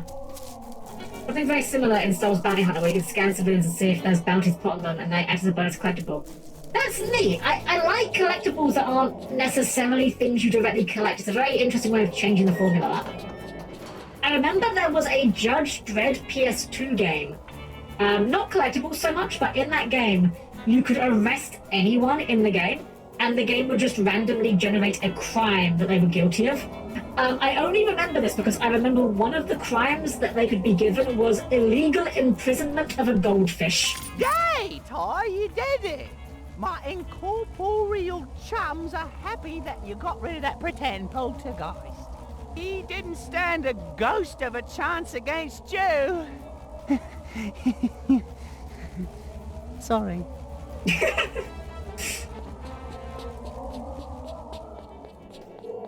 That's how you know it's a bad joke, when you feel the need to apologize for it. Okay, can we delete Bar Magic from the menu? Okay, we can't. We have to actually walk out. You see, the problem was that he was a fake ghost. I fixed it by making you a real ghost. I mean, we're just making his dreams come true, right? He wants to be a ghost, we're just helping him on there.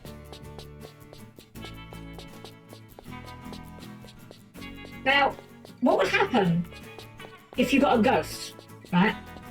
But it was the ghost of a hermit crab. And maybe the hermit crab is like a cyborg. You would have a ghost in the shell. Get it? You see, because shell, crab, hermit crab. Okay, yeah, no. I'm sorry. You deserve better. I apologize. Greetings, TIE unit.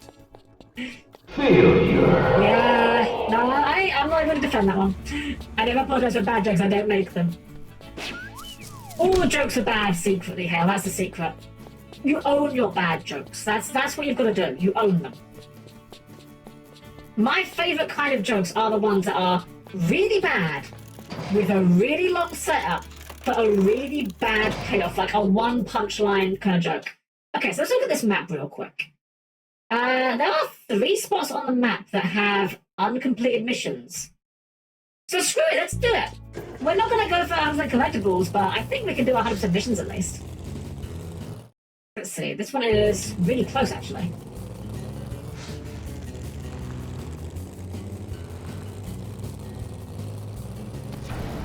Is it right here? Yes, right here. Let's get the Mega Man going. Honestly, like bad jokes depends on the timing, really. True, yeah. I mean, good jokes can fall flat and bad jokes can pop off depending on the timing, absolutely. Okay, we've definitely not been here before. That's what... Steve! It's my furry little orange buddy. Voltadan to you. Sir, do you like jokes? Yes, we were just talking about that. Almost as much as I love Google. Okay, Steve joke, let's go, Steve Someone told me joke. this one during a hailstorm under a rusty tin roof. Steve joke, let's go. It was loud, and I couldn't hear very well, but it sounded something like this. Blah, blah, blah, blah, chicken, blah, blah, blah, bicycle, blah, blah, blah, blah, blah.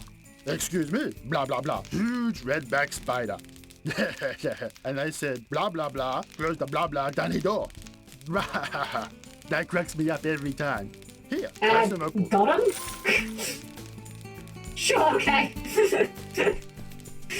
Although, I love that part of that conversation is close the dummy door, implying that one of them or both of them were on the toilet at the time. So what is this? Training grounds. Oh, should we have been here earlier? Hello, Ty. I programmed in some new combat sequences for you. This should keep you on your toes. Well, if only we had a boomerang that just homed in on everything, that'd make it really easy. Oh, wait. Alright, these guys kind of don't care about this, do they? But you know what I thought you do care about? Explosions.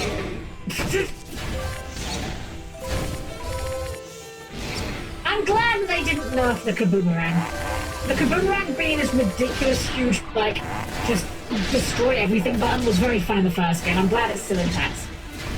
So wow, these guys are tanking it like champs.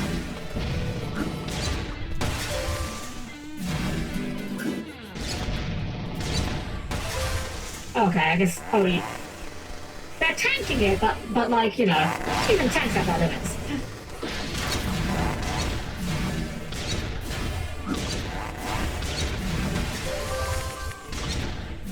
Well, I get the impression this mission was not balanced around the idea of the player having the Kaboomerang at this point in the game, but you know what? I'm fine with this. I will happily play Stunlock the game. Oh, big frost.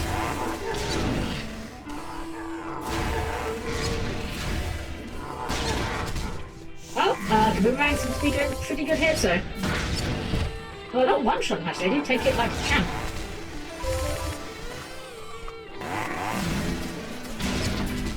I see, so the boxes do bigger explosions than the boomerang. That actually makes sense. But nothing a little bit of stun locking can't handle.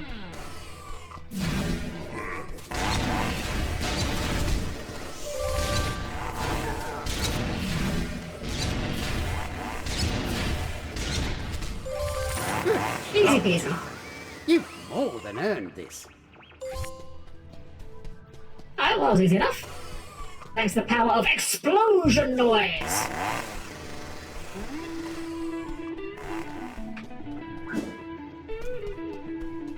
Yeah, I get the impression the game probably expected us to be doing that earlier in the game. Oh well. Power creep is real. Okay, where next? They're both on the exact opposite sides of the map. One to the right and one to the left. So we're going to be going forward and back, and then forward and back. And then go forward and back, and then 1 foot forward, forward and back, and then forward and back, and then go forward and back, and then 1 foot forward. Exponential!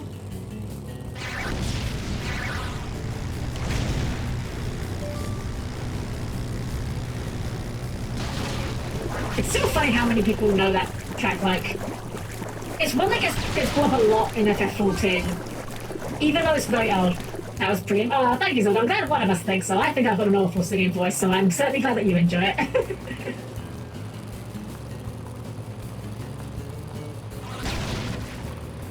Maybe one day I'll do a karaoke, but I don't know how good it would be. I'm on board for the idea. I just don't know how enjoyable it would be to listen to.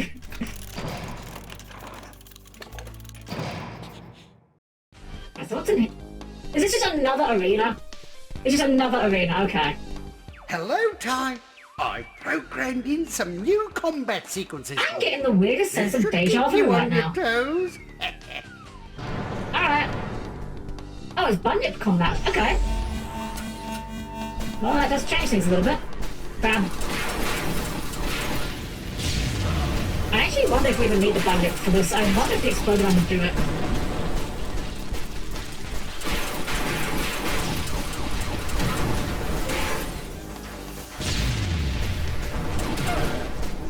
Oh, we're gonna kill the frills for it to count, I see.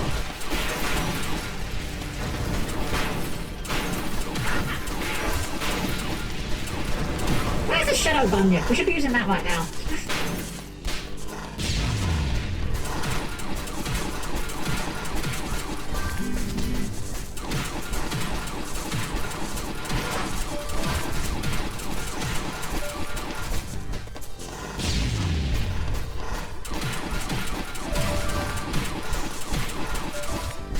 Well, the power of mashing X to win is not failing us yet. Where's the last guy? Oh, there was only 5? Okay. I could have sworn it said there was 6, but...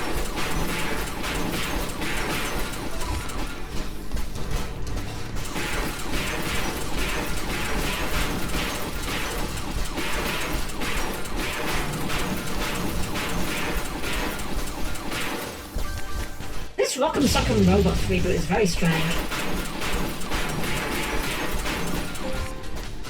They're not even blue. Where's the blue one? That was my favourite one.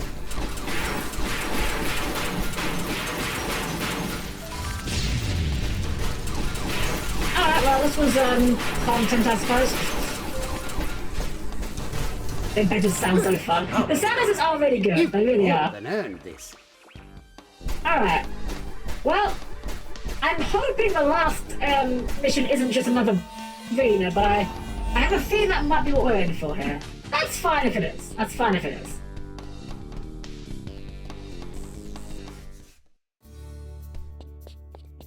Maybe let's go for a nice little drive in the countryside.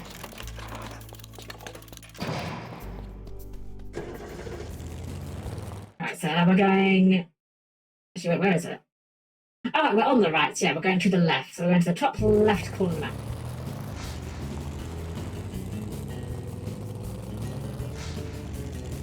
So I like how you can see Shazza in the window of the vehicle. I like how you can clearly tell that they didn't really account for analog steering with her animations. She either just like goes full left or full right. There's no middle ground. Make a dance.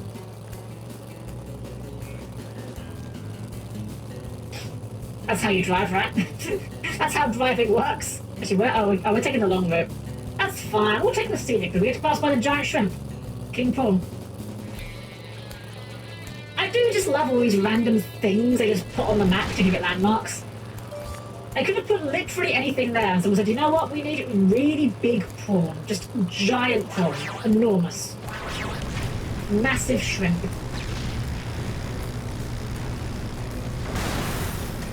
See, Prime Studios were ahead of the game. They were shrimping before Gore was even a thing. They knew what was up. They saw into the future and they're like, people in like 20 years are gonna laugh their heads off about this. And by people, I mean exactly like one person, perhaps, but you know, it'll be worth it. Okay, keep going forward.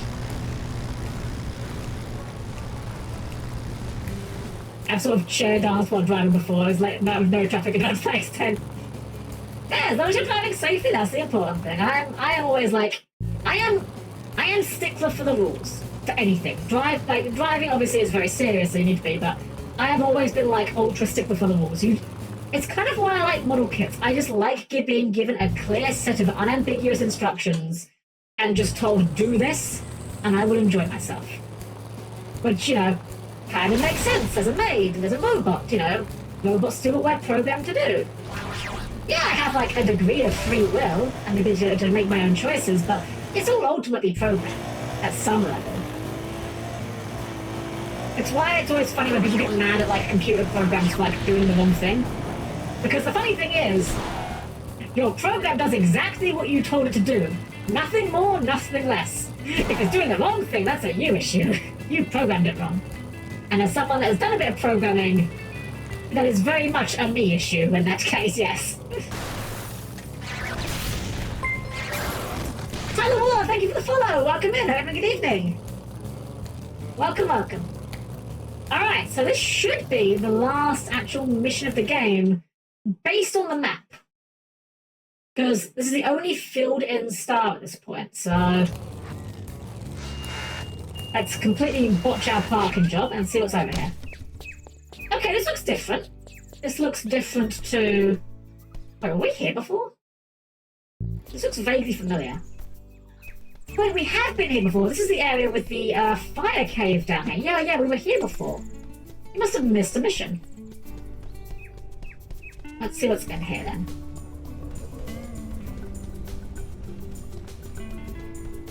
Also, I have 100% caught myself at work humming this track. Okay, yeah, just a mission like right in the middle that we haven't done.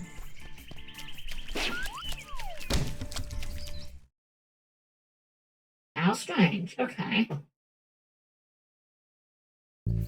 How do we get to it?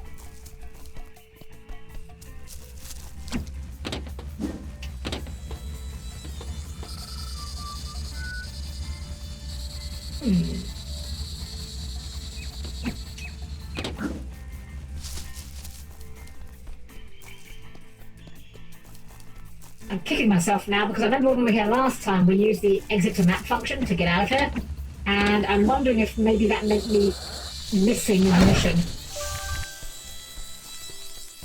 We're going away from it now, aren't we? We are, but I think this gives us a higher vantage point, which maybe helps us out here.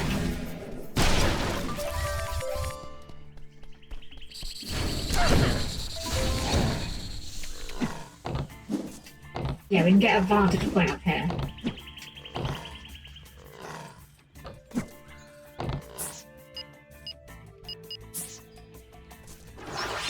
Oh, I didn't expect to have a cable on it. Weird.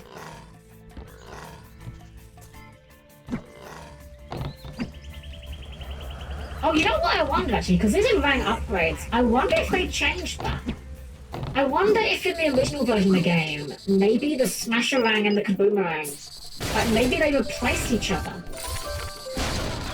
But maybe in the original version, once you upgraded the Smasherang to the Kaboomerang, you couldn't use the Kaboomerang, and maybe they changed that for this one. I can see that being the case, because I mean, I can definitely see a situation where you want the Smasherang and not the Kaboomerang.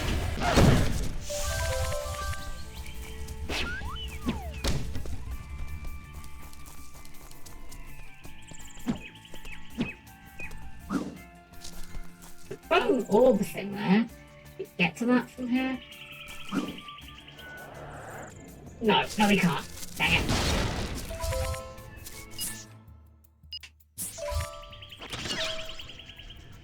Oh god, this was one with a nauseating camera. You guys really need to smooth that curve, that animation curve. That is a bit nauseating. Wait, is one of you guys a spy?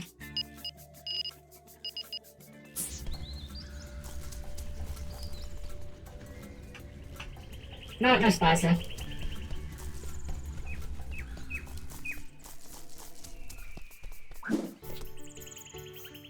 There's a bag of gems there. That's a thing, but like it's not a mission. Where's the mission?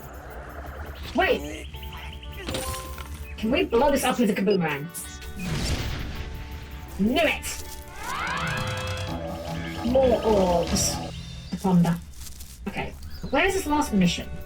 I'm not really too worried about the orbs, frankly, like... I just want this last star checked off my map. Bugging me.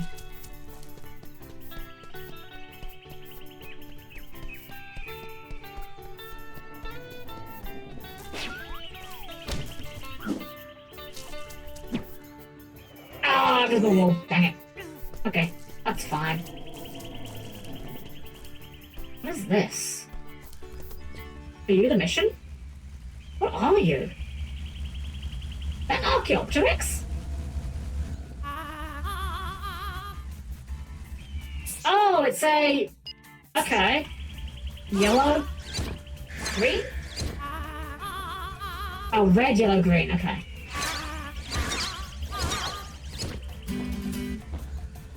Aha, it's Simon Says.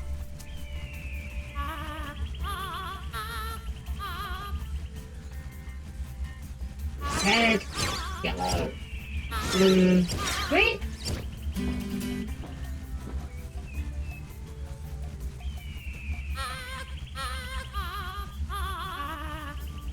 Purple, purple, green,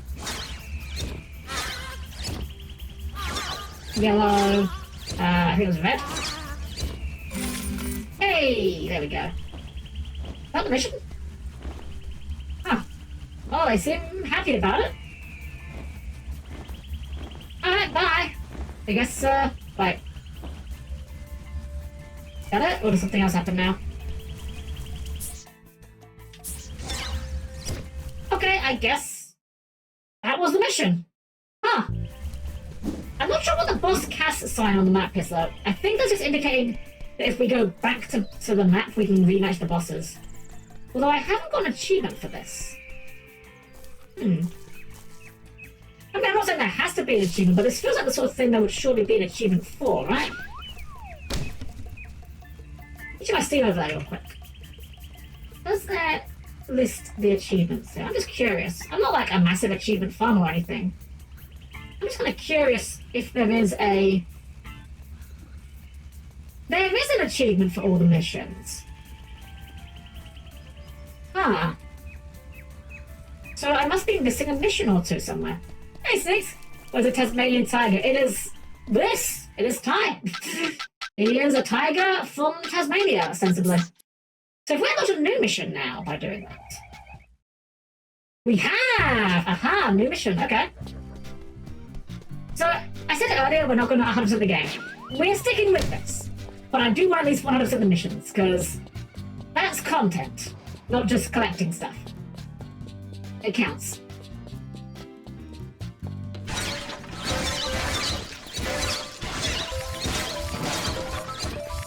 I don't even know if we have a use for the money at this point, but, you know. Making things is just fun. Just breaking boxes is just fun. Is there an award for educating your viewers on what a Tasmanian tiger is? It It's literally just an animal. It's an animal from Australia. This is a platformer by an Australian developer. So they wanted to really show a lot of love to their country. So rather than making it a weird fantasy animal, they went with a real one. I believe they're extinct. Well, I think the Tasmanian tigers are actually extinct now. G'day, Ken. What you doing? I'm helping out Julius, mate. Apparently that spy you caught wasn't working. Oh no! Fair dinkum. That's right, mate. Looks like there's a whole mob of Cass's cronies with him disguisatron thingamajigs. Struth! They could be anywhere, mate. Not just in town, but all over the southern rivers. I've got Burramudgee covered, but if you could check out all the outskirts... So it is a mission to find these guys. No worries, mate. I'll see what I can do.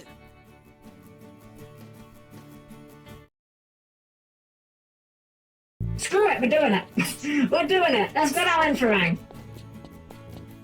We're going to go and get the map upgrade from the fortune teller lady. Because I believe that will tell us on the map where they are and will make it a lot easier to find these guys. But I said I want to do all the missions. I'm not going to wimp out of it now.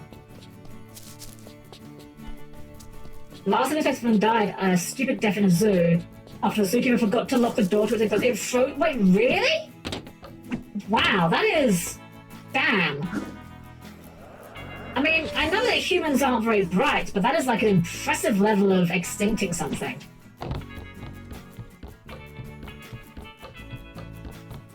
Like, of all the ways to extinct something, whoops, forgot to lock the door. Where was she? Oh, in here. Welcome back, my friend. Okay, we have exactly enough for this. Madam Mopok help you? So, mysterious anomalies locates Steve. Cog map locates Cogs. Wait. It doesn't locate the guys. Well, shit. That's ideal. I guess we'll get the Steve map. Farewell, friend. Well, that makes this mission a bit more annoying, but I think there is a... Is there a tracker for this? There's a game totals. There's 25 guys to find. We found 0 of them. Hello, Ty. Well, let's go to Sly's shop and see what the upgrade is for the rangs. The infrarangs. Much as I'd like to go back on my word immediately after saying we're doing it, if this is going to be that much of a pain, you guys are real, you're fake.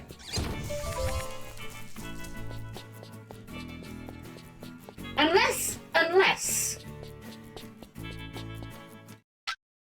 it doesn't count as a mission on here. So, and as soon as I hit that guy, I got a notification for like progress on finding the hidden spies. So I'm now wondering if maybe we have unlocked another quest to do. Check the map. That's gonna be a no.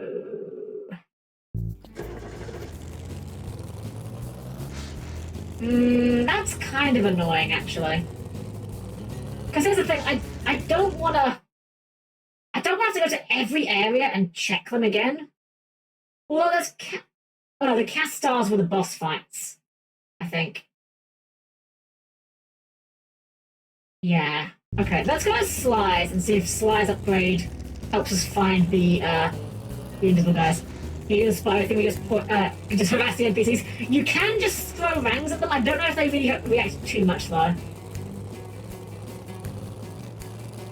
I'm trying to enjoy this game as kids. It's got a lot of Banjo-Kazooie vibes, semi-open world with a ton of minigame, there's interactive characters and collectibles. It's got a lot going for it, frankly. It's a criminal shame that this series never really popped off as much as it deserves to. It's kind of one of those series that a lot of people like know of, but not many people have really played into. Like, I feel like a lot of time when I mention Ty to people, it's in the context of, oh yeah, I knew that, I heard that game when I was younger, or, oh yeah, I've seen that game around. That's the one with the advert where he's like hospitalized Sonic, right? Which is true, that is the advert, but... Unfortunately, again, I don't know what Chrome Studios are up to these days. They did make a 4th tie game, but it's bad. I haven't played it, and I can still tell you it's bad. It is a 2D platformer with very crude-looking animation. I'll just say that. You know, like the paper doll style animations where you like have sprites and just rotate for the limbs. It's doing that. Now, like that can look okay, but like it doesn't look good. It doesn't look good. All right, I'm gonna go here and hope that the upgrade for the Infraring makes this quest a bit easier. But I think this is the only thing we've got left to do besides just, you know, finding more collectibles. Yeet. Hey bro, what can I do for you? Alright, X-Rang. The ultimate rank for secret hunters, when equipped, it gives you the ability to see something that's normally hidden to the naked eye. And we're gonna buy it, but I don't know if that's gonna help with what we want to do. What is this one, I wonder? Catch ya, bro. Alright. Doesn't tell us anything on the map though, because of where we need to go to find guys. Now, what I'm wondering is if we go somewhere with one of these spies present, if we look at the map, will it tell us there's a spy in this area? Like, can we just comb every area and see? And then on a platform I've been lately, finally getting around to playing Rayman Origin. Ooh, I never played that one, but I heard a lot of good things about it. I got discouraged from ever playing a Rayman game because I played the first one. And if you've ever played the first one, you'll know what I mean by that. Like, the first game was brutally difficult for no reason. Okay, Southern Rivers, is it? Aha! Okay, never mind, we're back in it. We have our objectives. We can filter by location. So there's 1 in Baramaji, 8 in Southern Rivers, 3 in Abaca Oasis, 3 in Never Never. Okay. Now I'm okay with this. Now we know where we're going and how much we've got to find. So this area is Southern Rivers, which I think they said there was 1 in this area, right?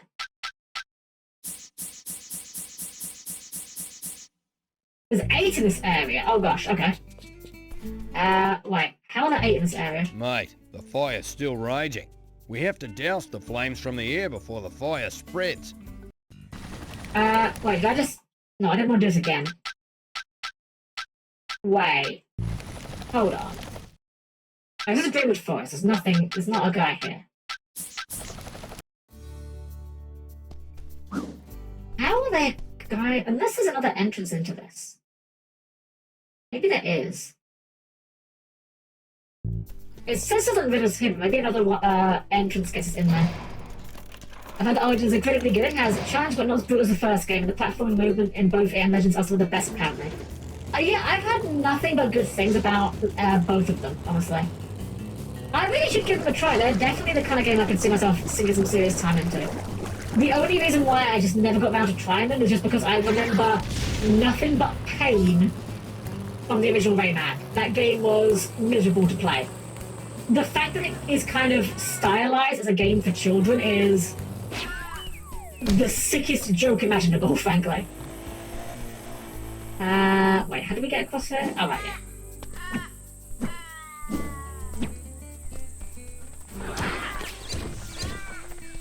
I'm wondering if maybe this one reveals the spy button to check them manually, perhaps. Okay, yeah, so we are still in Southern Rivers. So I guess Southern Rivers is just this general area of the map. Which does mean that the guys could be anywhere. This prospect is getting increasingly, okay. There's a guy. That's 1. 1 down. How many to go here? 7 to go. Well, we're going to be here a while. I'm tossing up whether or not I want to commit to this idea, frankly. I've enjoyed this game. I've had fun with this game, and I do think this is probably the better game. But I don't know if I can be someone to comb every inch of the game to find these guys. It's the kind of thing where if we'd been doing this... Oh, we can do the thing. If we'd been doing this, like, from the start of the game, maybe it would have been worthwhile, but,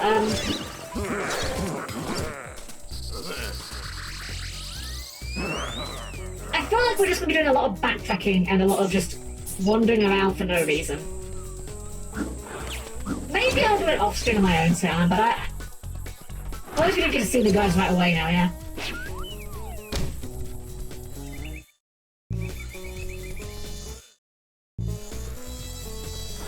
You know, I think I am. I think I'm gonna go back on my word. I think in the name of keeping the experience of this game positive, rather than ending on a big negative note, because this is a sizably negative note, I'll be honest. I think we will just kind of wrap it up. We might not have got everything done, but we've gotten, like, basically everything done as not a tedious search quest. If this was something from the very beginning of the game we were doing, then we could have maybe done it, but I think we'll call it good there.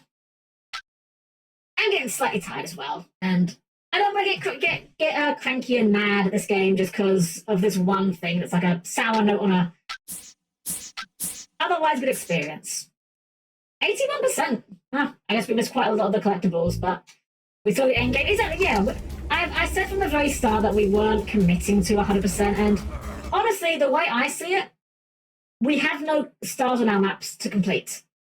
The game might not acknowledge us as having done every mission, but as far as the map is concerned, we've done every mission. It's not my fault that the game doesn't happen to have a completion thing. It is a good game. Exactly, yeah, it's a good game. I could definitely see myself sinking time into doing this off-stream, or in another playthrough, perhaps. Oh, that's cool. It's actually showing the hidden platform there as well.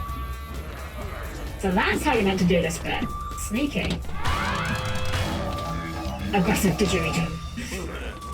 But yeah, we're going to wrap things up here. I'm going to save. We'll go back to the main menu. And that'll be our lot for tonight.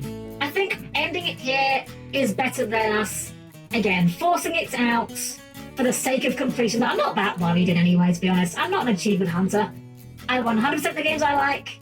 If they stop being fun to 100%, I stop worrying about 100% again. So I think we're going to end things off there. So let's get ourselves over to our chat screen and we'll see who's the one that we can raid into tonight. So please keep your arms, legs and other body parts clear the closing doors. Alrighty everyone, well, I hope you guys enjoyed tonight. We might have ended on a bit of a fizzle rather than a big hurrah. But we did get to see the end of the game and I had fun with it. Now, Snakes, I'm sorry, I did warn you. You were given full disclosure about the doors. You are not allowed to claim. I do apologise for this. So, well, yeah, guys, thank you guys for hanging out tonight, and thank you guys for just, well, being here. I really enjoyed this game. I am definitely going to be probably playing this casually in my own time. I might even finish this save file on my own time, frankly. Like, being able to do it just, like, on my own time, where I can just take it easy, put on a podcast or something. I might be doing that instead. So, before we go off, before you raid off, I just want to let you guys a reminder that in 2 weeks' time, I will be going away for vacation. I'm not sure yet, I need to look at exactly what availability I have next week. There may be a reduced schedule next week to allow me to make some last-minute preparations for things. I don't know yet, I need to see where my availability sits otherwise. But just be aware that there may be a reduced schedule, I'm not sure. There will definitely, of course, be no schedule while I am away because I have no way of streaming. Just wipe your figurines when you come back. Oh, do not worry. Do not worry. I can guarantee you I will be buying plenty of things when I'm out there. Last time we went to Japan, I had one case and my backpack. I regretted this almost immediately. Thankfully, one of the people we were traveling with had a spare bag. I ended up putting quite a few things in their bag. This time, however, I am prepared. This time, as well as having my backpack, I have 2 cases instead of 1. Granted, we are going out there for 2 weeks, so, I need more clothes anyway, but I'm pretty sure I don't need 2 cases for my clothes, so we are well good in terms of storage solutions. As long as you keep us updated while you're there. Of course, yeah, even though I'll be out there, I'll still be posting in the Discord, of course, which, again, oh, hey, exclamation mark Discord. Plug, let's go. And I will be trying to post some things onto Twitter as well. I know I don't use my Twitter that much, but yeah, we'll see what we can be doing with that. At the very least, if nothing else, I guarantee you that we will be, when we're back, I'll be having a little post-vacation little, like, rundown, kind of like, hey guys, here's all the pictures that we took on vacation, kind of just telling you about my time out there and whatnot, and just sharing it with you guys, because I'm excited to go there, and I'm excited to show you guys what we do out there. For now, though, let's see who's online that we can raid into. Let's have a look-see. That awkward time of night where it's kind of like, a lot of people are ending their streams soon, so I don't want to necessarily raid into someone that's just about to end, so I have to make sure I'm peeking to make sure that people haven't been streaming for a while. Let's see here. Can I recommend someone? If you have a recommendation, I'll happily check them out. I'm not gonna, again, I never like to commit to that, but yeah, if you've got someone in mind, I'll happily give them a look-see for you. Because I'm just seeing who's online right now, and there's a few people online, but it looks like most of the people I was thinking about raiding into have been going for quite a while. One of them looks like they're AFK right now, actually. So, yeah, you can certainly make a recommendation. Umi, she does Master Duel and Star Rail. Ooh, a fellow Yu-Gi-Oh enjoyer. Let's give him a quick look-see then. Ooh, doing some Yu-Gi-Oh right now, in fact. And doing view duels. Perfect then. That's wonderful, because, yeah, we know you guys love Yu-Gi-Oh here. And, well, if we're raiding into a Yu-Gi-Oh enjoyer, then we can ask them the eternal question. So here's our raid message, everyone. Perfectly normal raid. You can remove the emote in the middle, of course, if you're not subscribed. You can put a heart there or a smiley face, whatever suits your mood. And then, of course, the eternal question. Do you accept Frog the Jam or accept Frog the Jam? There we go. So here's our raid message. Alright, everyone. Thank you for being here tonight. I'll hope to see you guys next week. Again, it might be a reduced schedule. Not sure yet. We'll see. Otherwise, have a wonderful rest of your night. Have a great night's sleep. I'll be active in the Discord, of course, even if we do have a reduced schedule, and I'll let you guys know as soon as I've got my schedule worked out. Have a wonderful rest of your night. Give some love to Premium when we get there. And as always, everyone, it's been a pleasure to serve you all.